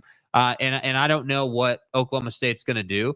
And Rucker and company are going to have to figure out how to slow him down, because you can't have a situation where he's 150 plus on the ground on his own if you have any thoughts of winning this ball game. And I again, with Gundy and company, if you lose this game and let's say you lose this game and you go on and finish the season at like 8 wins, this is not a good season. This is not what this program should be doing. You should be better than this. And so that's why I would take K-State in this game. It's at their place. K-State got embarrassed by BYU, and there's a lot of vitriol in that room. It was right an now. odd game for K-State. I am writing that off, especially up front. Defensively, I am writing that off to that was just not a good performance. 8:30 at night, altitude, frenzied fan base. I think this K-State defense is better than anybody's given them credit for. You have an elite rushing attack teamed with a really solid defense who can get after the quarterback. And if we learned anything about average ass Alan Bowman last week and terrible play calling, Oak State will not commit to the run in the long term. They will not stay with the run in the long term, even though you have Ollie Gordon, who is allegedly a good running back. But this scheme doesn't allow him to do that this year. This is a big K-State win, because as much as I think Oak State showed heart in not quitting last week, you're not going to be able to show that heart on the road at K-State. And I think this running attack is going to be remarkable. Oklahoma State isn't controlling the clock in any way, shape, or form because they're not running the football. K-State is controlling the clock because they are running the football, and they can run it in multiple ways. RPOs, design quarterback runs, toss sweeps, handoffs, counters, gap schemes, all of the things that you better be able to control. Oklahoma State up front doesn't control it. I have no idea, and this is the part that's going to hurt my friends in Stillwater the most. I don't know how Oklahoma State scores in this game. What does that look like? Is that a huge Ollie Gordon run? Something tells me it's not. That defense is too good to give up the chunk play on the ground, I think. Is it Alan Bowman going down the middle? Because you're not beating K-State to the boundary. I don't know. Is it a sustained drive where Ollie Gordon runs for 60-something yards and tops it off with a touchdown? Doesn't seem like that's who Oak State is this year. So explain to me, how are you going to score points in this game? Well, and I think it's a really fair point. And I also think when you consider, again, the K-State strategy on offense, if you're running the ball, and you're having success doing it, the time of possession is going to be way out of whack in this game. And so for Oklahoma State, I don't think you're going to get, too many extra possessions, unless you have turnovers, obviously, in any football game. That's the way you're going to get more chances. But I just don't think that you're going to have, 25 minutes of possession time in this game. And that's what concerns me for Oklahoma State, is that K-State's going to run the ball effectively. And I would be a little surprised if you gave up like the huge play to Avery Johnson, but I do think he's going to have a couple 15, 20-yard runs in this game. He's fast enough. He can outrun guys. Like, that's going to happen in this game. And so for me, when I look at the numbers in this game, right? -5 for K-State, updated numbers coming in this morning on the money are 57.5 over under. It's going in the wrong direction if you're Oklahoma State. The consensus number is 54. Yeah. You can buy it up to 59. Like, think about that. Like, consensus is 54, but you can get all the way up to almost 60 points in an over-under. And they're saying there's going to be a ton of K-State offense in this game. And again, I simply ask, when is Casey Dunn going to get tired of not running the football? Yeah. When is Casey Dunn, and more to the point, Mike Gundy, going to say we're giving it to Ollie Gordon 37 straight snaps, and I don't care what the outcome is? Yeah, what happened to, hey, we're going to give it to him 50 times as punishment? Like, all jokes aside, like, why are you not just feed the guy? Because your offensive line is actually doing well enough to throw the football. You just don't have a quarterback who can deliver the goods. But you're not doing well enough to run the ball consistently. And what I need to see is Dunn and Gundy show up in Manhattan and say, we're running the ball 40 times today, and 25 of them are going to be in the first half. And then we're going to find our other 15 carries in the second half, depending on the flow of the game. But we're running the ball 25 times in the first half. Yeah. And make K-State step up and beat you. Make them tackle Ollie Gordon. Because at a very minimum, it's going to open up forward in the underneath routes that were just not existent against Utah. But that's not going to happen because Casey Dunn is not a good offensive coordinator. And Mike Gundy is past his prime. And Ollie Gordon's being wasted in Stillwater. And that's why I think you're going to get beat badly. I think you're going to get beat 37-13.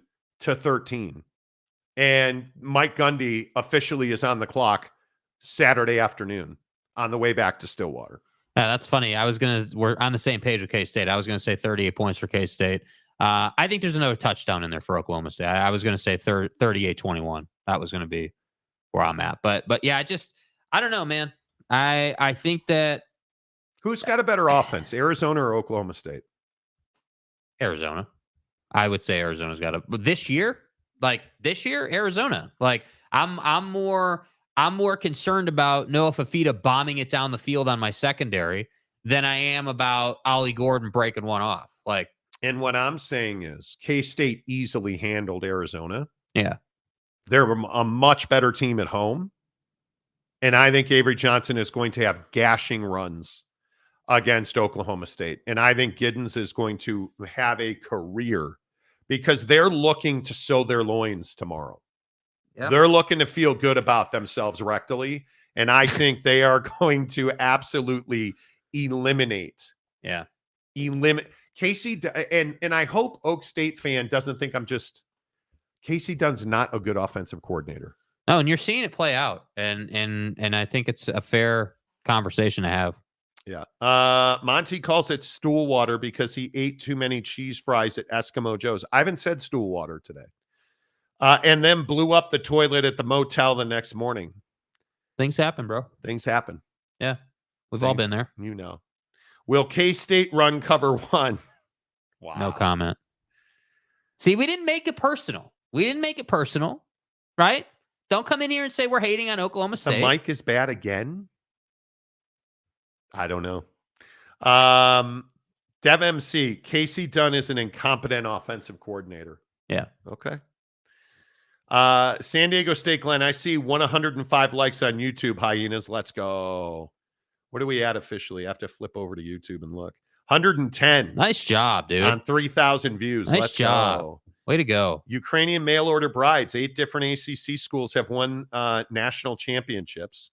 Miami, FSU, Georgia Tech, Clemson, Pitt, Syracuse, Cal, and Stanford. Only 3 Big 12 schools, TCU, BYU, and Colorado. Nice. What does historical greatness mean in today's college football world? Not much. The stadium guy. Casey Dunn is completely incompetent. We need to bring Dana Holgerson back. Gosh, what a rough ride for him at Houston. You do. Good you Lord. Absolutely do. Caleb Aylmore. All the Oak State fans hate Dunn too. Okay, good. I just don't think, the thing for me with Casey Dunn is I don't think that there was a game plan against Utah. Like, legitimately, the way you came out on offense showed me like you weren't committed to the run, even though you're playing a team that has a dominant defense. Like, what's the first way to break a defense a little bit? Hey, pound the rock, man. Play smash mouth football. Go out there and show them you're not scared of them. Yeah, and I agree. you completely went away from that. Paco, Karen State and the Lollipop Guild will own the clock and run wild with the triple option. Wow. Calford with 10 more memberships. Okay, Calford. Nice job, dude. We're having some issues here. Hang on. Let's see. All right. We're going to come over here. Okay. All right. Thank you. Might need a new mic, but it's not that bad. Dadgummit. The old saying, everyone has a game plan until they get punched in the face. I agree with that. Calford is a Monty Show Hall of Famer. 100%. Yes. Not half bad on Prize Picks either, by the way. Colorado at UCF. Colorado minus 14 for UCF at the Bounce House. 62.5 points. 3:30 on Fox. Yeah. I love Colorado in this game. I know I'm the only one. But I've got my reasons. And my reasons are wins like you had against Baylor tend to change the DNA of a team. And I think the confidence of this team, the never quit of this team, I think it is remarkable what Deion has built in tenacity in Boulder. And what else is remarkable is their ability to strike quickly. Because I think you're going to have a tough time competing in the heat. Obviously, you're coming out of a storm that was hellacious. You're going to have humidity. There's going to be water all over the place down there. And I think Deion's got his guys ready to play. Now, note I did not say that I think they're going to win. I think this is going to be an explosive, high-scoring game. Yeah. And I only favor UCF because this game's at the house. That they're good at home. It's a legitimate home field advantage. It is going to be buzzing at the Bounce House in Orlando. It is going to be off the charts with excitement. I think that you are going to see the very best of Shedeur Sanders, Travis Hunter, and Jimmy Horn Jr. in this game. And it's all going to come down to how much pressure can UCF put up front, and can they force Shedeur Sanders to make mistakes? If not, I can see this both ways. Colorado scoring 40 points and Colorado scoring 20 points. Yeah, here's my concern for Colorado. I don't disagree. You're an explosive offense. But which Colorado are we getting, right? Are we getting Nebraska, Colorado on the road that looked completely incompetent and didn't deserve to be on the same football field? Or are we getting Baylor, Colorado that was physical, grinded with Baylor, ends up winning that game, on two incredible plays that Shedeur manufactured? Like, which team am I getting? Because I could easily see, and this is why I think the number is where it is, right? Over under around 60. Anytime you have an over under right around 60 points, depending on where you get it, you're asking for a big time offensive game, a lot of explosive plays. And I do think you're going to see that out of Colorado. But my question is, what kind of start do we get out of Colorado? Because against Nebraska, and I know Nebraska's big, they're physical. They like, I understand why Colorado wasn't able to compete in that game, and they should be able to compete in this game. But I want to see you go on the road in a hostile environment, which is exactly what it's going to be. And I want to see you get off to a good start. I want to see Shedeur Sanders get going early. I do not want to, if Colorado comes out and goes 3-and-out on the first, like, that's just not, we can't have that if Colorado's going to win this game. So for me, I think the correct pick in this game is Colorado to cover the 14, lose the game. And, I think you wind up playing a 38-34 kind of game. A 31-28, kind of a field goal kind of game. Colorado covers this, but ultimately UCF is able to win the game. That's what I think the correct pick is. Can Colorado run the football? The answer so far has been not really. Yeah. And it's a lot about the offensive line. But I think some of the things that stand out to me in this game is that UCF has run 54 times or more in all of their games with R.J. Harvey. They're averaging a college football best 376 yards per game. And it is just I think it is going to be a high-scoring game. And I think the first team to 30 wins. Yeah. Because if Colorado can put drives together that are 10, 12 plays long, 7, 8 minutes long, you're going to limit UCF's ability to damage you. But I just don't know that I believe enough in Colorado's offensive line to 10, 12 play drive it at the bounce house. I think you have to favor UCF here. I love Colorado in this game. I think they're going to perform. It's going to be entertaining. And I think it's going to be 38-32. UCF is going to win. Yeah. But this is my least confident pick of the week. Star player in this game is Jimmy Horn Jr. He's from Florida, went to high school in Florida. He is going to be looking to ball out in this game. How much rain will happen?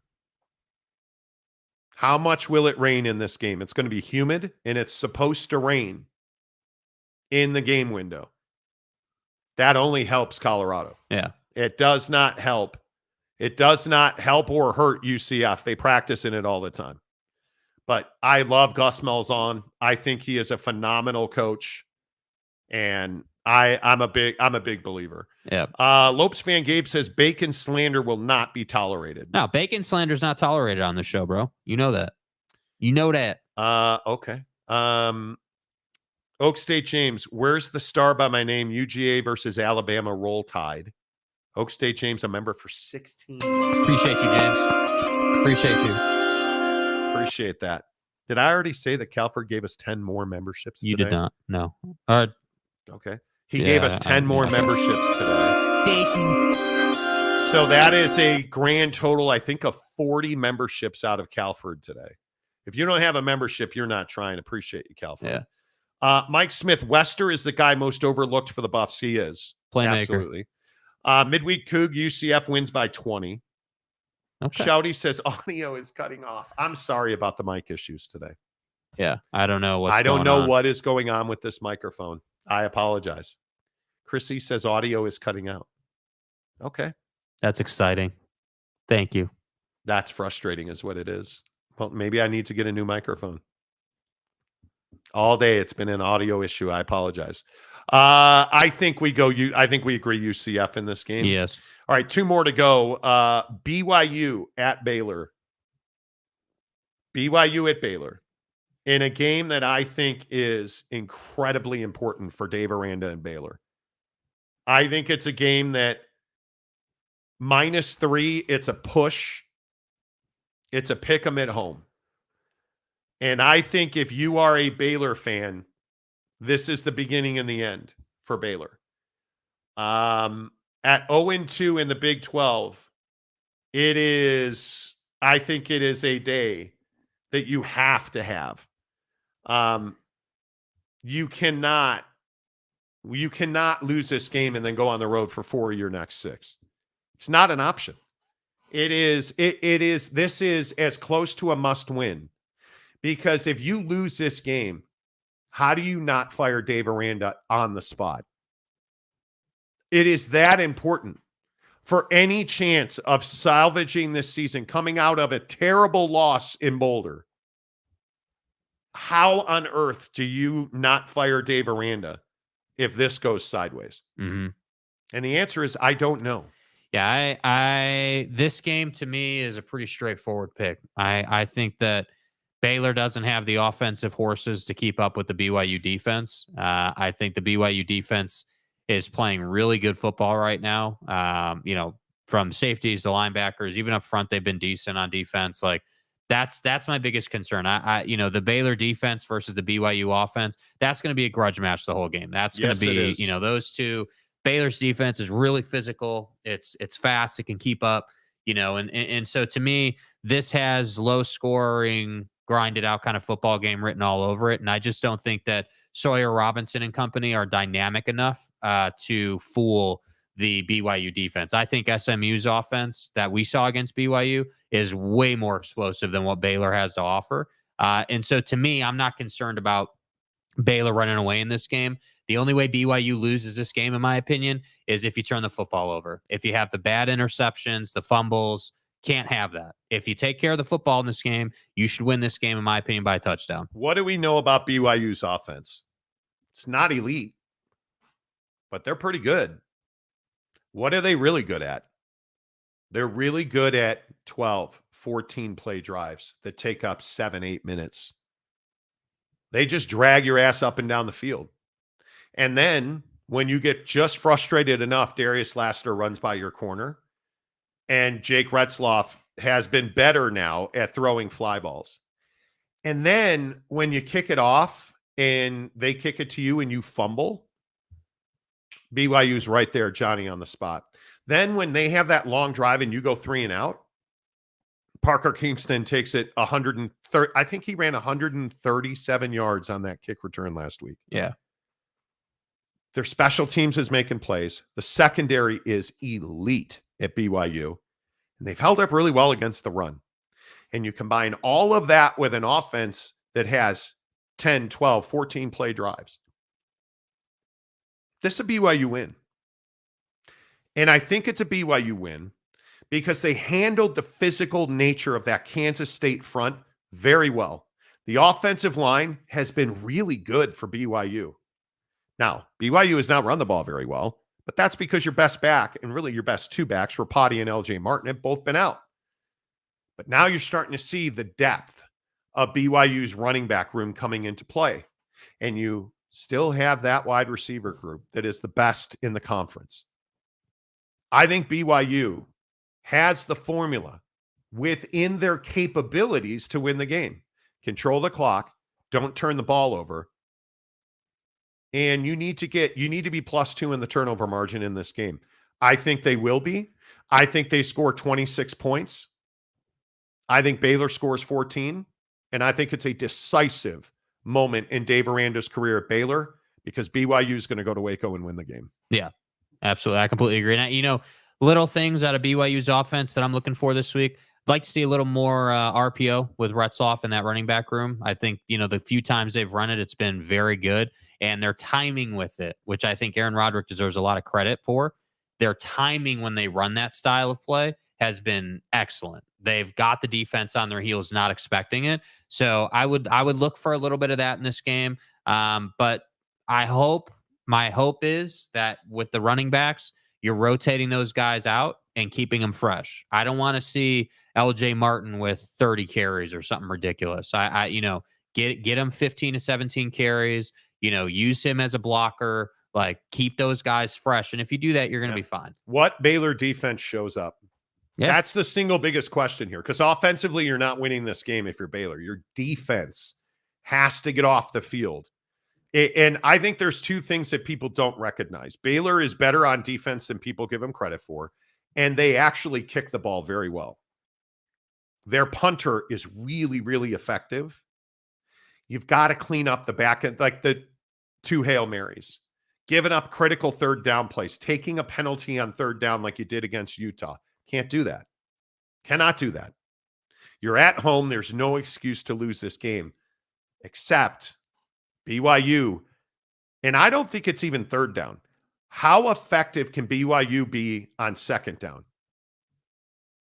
Because 2nd down, I think, is going to be the down of the game, the down of the day in this game. And I just think BYU, that win it's different with BYU now. And that loss in that way is so demoralizing for Baylor. You don't often see teams recover from that. Yeah. And if BYU doesn't make the critical mistakes, which they haven't now, and Jake Retzloff has improved every single week, I think you got to run the ball, you got to win short, and you got to take that every 7th play down the field. I think BYU is actually better than anybody gives them credit for, and I just think Baylor's teetering on that edge. Yes.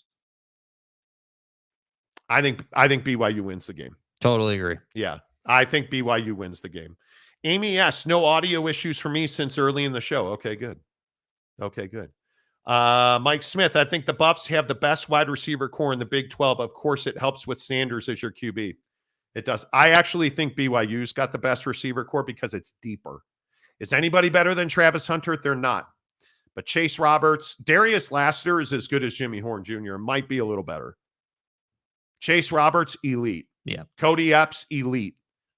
They're young tight ends, elite. LJ Martin catching the football, elite. It's simply a matter of does this Baylor defense show up and play to its expected level? If Baylor's defense shows up and plays to the expected level, they win the game. But I don't think that's going to happen. Paco, after this game, the trailer talk to Waco gets louder. I think it's pretty loud right now, right? Logged out and back in, that seemed to work. When Monty pauses, though, I freak out. Okay. Yeah, I'm starting to think it's more of an maybe just an internet issue for some folks or something. I like the mic is clearly putting out audio. It could be YouTube. Yeah, it could be a YouTube issue too. The eye patch. So I guess we should start digging the hole for Baylor then. Unfreaking real. The TDS homers on here. How is it being a how is it BYU being homer? A homer, dude? I think when you look at the game, it's pretty clear the dynamics at play. Yeah. Mike Smith, Baylor defense could bring out the bad BYU Jake. It could. Yeah, and that's something that people need to be cognizant of in this game. Like, I again, love Jake Retzloff. Love his game. Love his ability. Love the way he's led this team.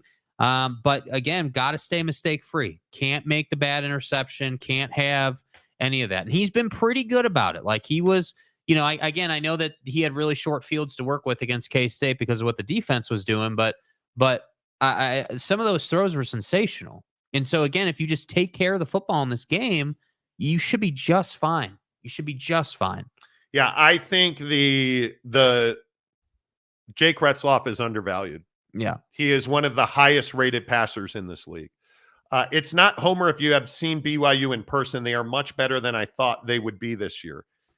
Yeah, they are. Log out, log in says browser cache issue, which can be cleared by logging out and starting over. Yeah, see, I think it might be a YouTube issue. I agree. Yeah. And finally, what I think is a really important game. Arizona at Utah. -11, 47.5 for the best team in the Big 12, Utah. Yeah. 8:15, ESPN, national TV, game of the night. What is Arizona this year? Oh, I don't know either. I don't know either. And I think it's a huge question because if Arizona's offense is going to be this Jekyll and Hyde, where one thing at home and one thing on the road, they're going to lose by 100 points tomorrow night at Rice-Eccles Stadium. You cannot show up in the great state of Utah and not bring your running game and not bring your passing game. You have one of the best quarterback wide receiver combos in the country. And yet you go to Manhattan and you look like you've never played together and you look like you're just not competent. I am not confident enough even to believe that there's a route for Arizona to win this game. Because I think listening to Morgan Scalley this week, I think that he understands what his weaknesses are on defense. And I think they are quickly and aggressively tuning their secondary, which was much better. And I know it was only cover one. They played much better against Oak State than I thought they would. Yeah. Jake, I don't know how. I don't think Arizona has a path to win this game. No, I think that this has a chance. So look at what Utah's been dealing with the last couple of weeks. So they've been on the road the last 2 weeks, Utah State and then Oklahoma State.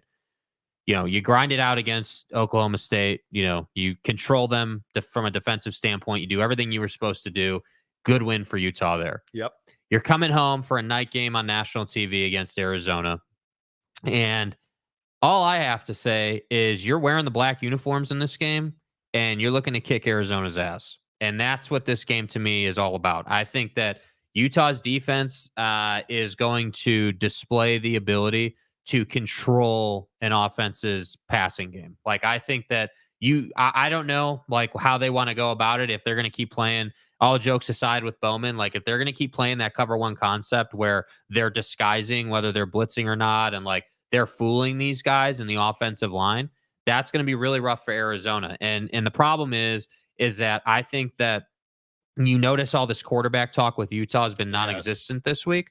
Yeah, you want to know why that is? Because they've got a guy in the backfield named Mekhi Bernard who is more than happy to absolutely run people over and make people miss. And I think for Utah in this game, you're going to see them run the ball extensively. I think that You're going to come out on this Arizona defense. You are going to control them. You are going to road grade them. And you're going to be in 3rd and 4, 3rd and 3 all night long. And for that reason alone, your defense is going to stay fresh the whole game. And that's why I think this is a 2 to 3 touchdown victory for Utah at home. And I also think this is a huge week for Dorian Singer, the wide receiver at Utah. Where did he used to? Oh, he used to play at Arizona. Oh. I think this is a big week for him. I think that we saw him have some real moments against Oak State. And I'm very curious to see who winds up coming out under center.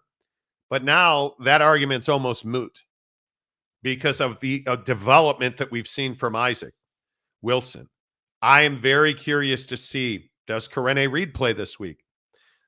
Does Dorian Singer go for 100 yards? Does Mekhi Bernard repeat his performance? Does Brant Keithy have another big game? Multiple touchdowns, 75-plus yards. There's no reason to believe he won't. And I think that's the issue. If you're Arizona, what are you trying to stop here? Are you trying to stop the pass or are you trying to start the run? I don't know, because I don't think you can stop either, frankly. And I think Arizona averaged close to 5 yards per carry. That's not going to happen again this season in this game. They ran the ball for 5 yards a carry against Utah last year. You can just forget about that. Right. I think that's going to be very, very, very tough. But the question is, Tetaroa McMillan is the best wide receiver that Utah will see so far. How do they deal with him? I know they're going to play man over, cover one. Yeah. Is that enough to handle T-Mac in this offense with Noah Fafita? I think it is. I think it is. And I think if you are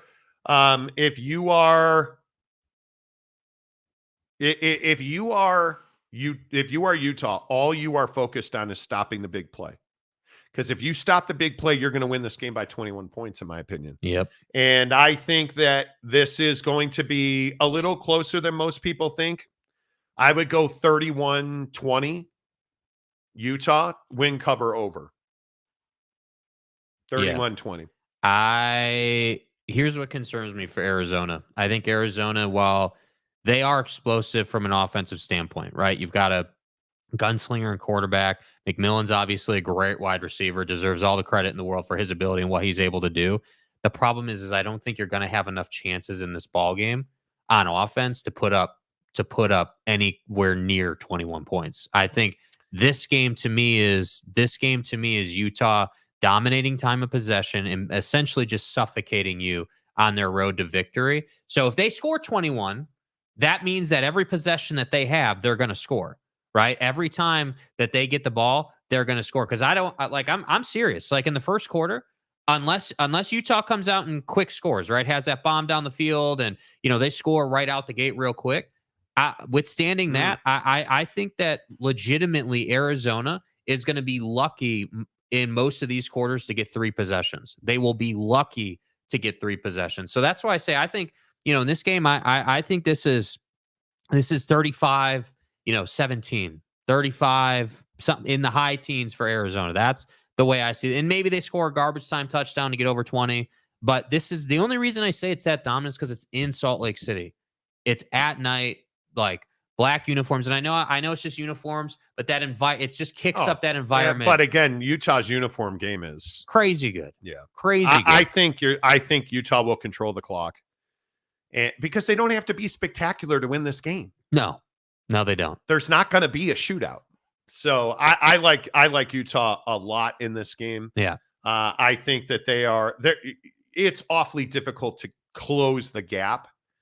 If Jed Fish was still at Arizona, I'd be taking Arizona to be in a much better position.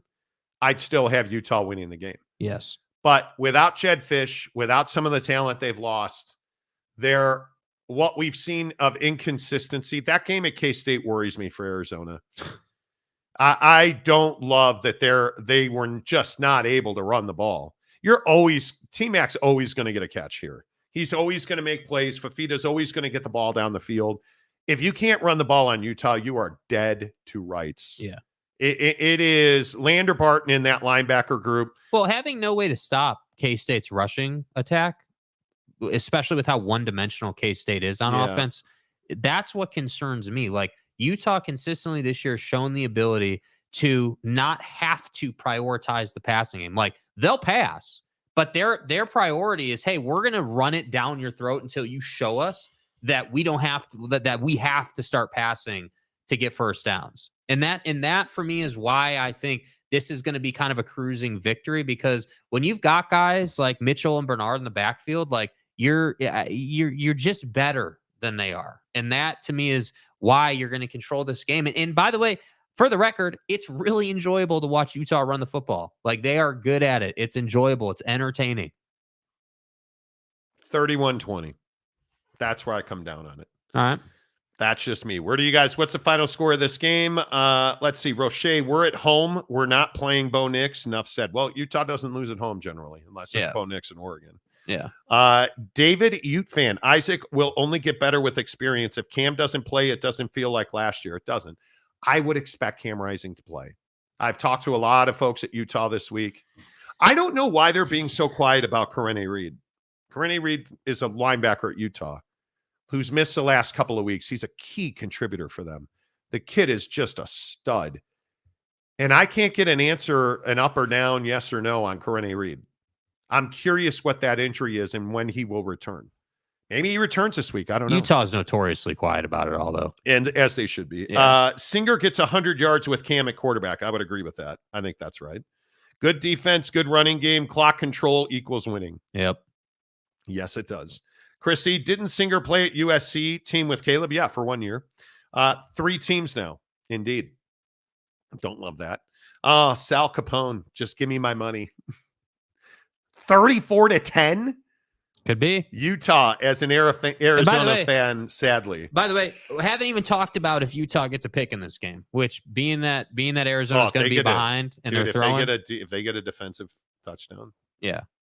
Utah tight ends will win the game. Brant Keithy's pretty damn good. AZ's run defense is bad, LFG says. I agree.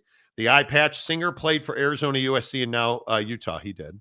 Paco, getting to see more of Utah play is pretty cool. That D is impressive. And I think that's who Kyle Whittingham's teams are always going to be. They're always going to be good. Emwa, does Utah need to turn the ball over 2 out of 5 possessions? Yeah, for Arizona to win, Utah's got to have multiple turnovers. Yeah, I would agree. But even then, Morgan Scalley, the defensive coordinator at Utah, has that defense playing so well. Utah has won 33 of the last 35 games at home. Good luck. Yeah, good luck. They don't lose at home. Utah wins by at least 20. Love Utah's 6'9" tight end. Okay. Mike Smith. The 4 corner schools except Buffs with Prime getting more national TV appearances than Big 12 versus PAC. With the Big 12 than the PAC, I would think so. Yeah. Well, and Utah is 10th in the country right now. I mean, Utah's a big time brand right now. I mean, they're not a blue blood like tennis. Never mind. Utah fans will be a factor as well tomorrow. The muss is going to be popping. Night game, dark mode, 27-10 Utah. Ooh. Yeah. Samuel Lott, what's up, Sam? The Utah D is the business. I was going to say, dude, you can't come in here and say that Utah's D is impressive and expect the comment section to just skip over that. Utah 38, Arizona 20. K. Nurin says Utah 28-18. Okay. Let's see. Suck it up, Buttercup. It was said 2 years ago that BYU would beat Baylor. Did they? No. Welcome one to Waco. Again, we'll see you Monday, bro. We'll see you Monday. I think BYU, that's going to be one of the games of the weekend. BYU Baylor is going to be a great game. And I can see it both ways. I mean, I think Baylor is playing for Dave Aranda's job. By the way, does Jake Retzloff survive the game? Because I think that's a legitimate question. He will. This offensive line at BYU is very good. Yeah. It is very good. Very underrated. Very good, in my opinion.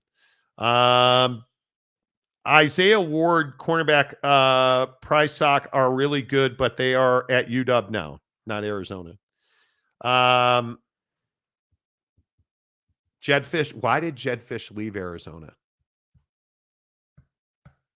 That's still to me a head scratcher. Am I the only one who I've never gotten over that? Yeah, I mean, and Washington's a good job. It's the Big Ten. Totally get it. That's probably why. But he had it good in Tucson. Yeah, but it's respectfully, no shade. It's Tucson. It is. And Rich Rodriguez goes back all those years. You can't win it. You can't recruit big players to Tucson. Jed Fish should have just stayed. Yeah, but the eye patch. 4 games in. Talk to me in a month about that. The TDSO line. It's better than the Utah. It's better than offensive your line, dude. That's not even. That accounting error probably had something to do with Jed leaving. Yeah, I don't think you're wrong. Yeah.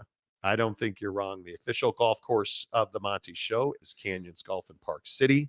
Park City Mountain Resort is where you find Canyons Golf in the Canyons Village. Go play 18 holes and then have a world-class meal.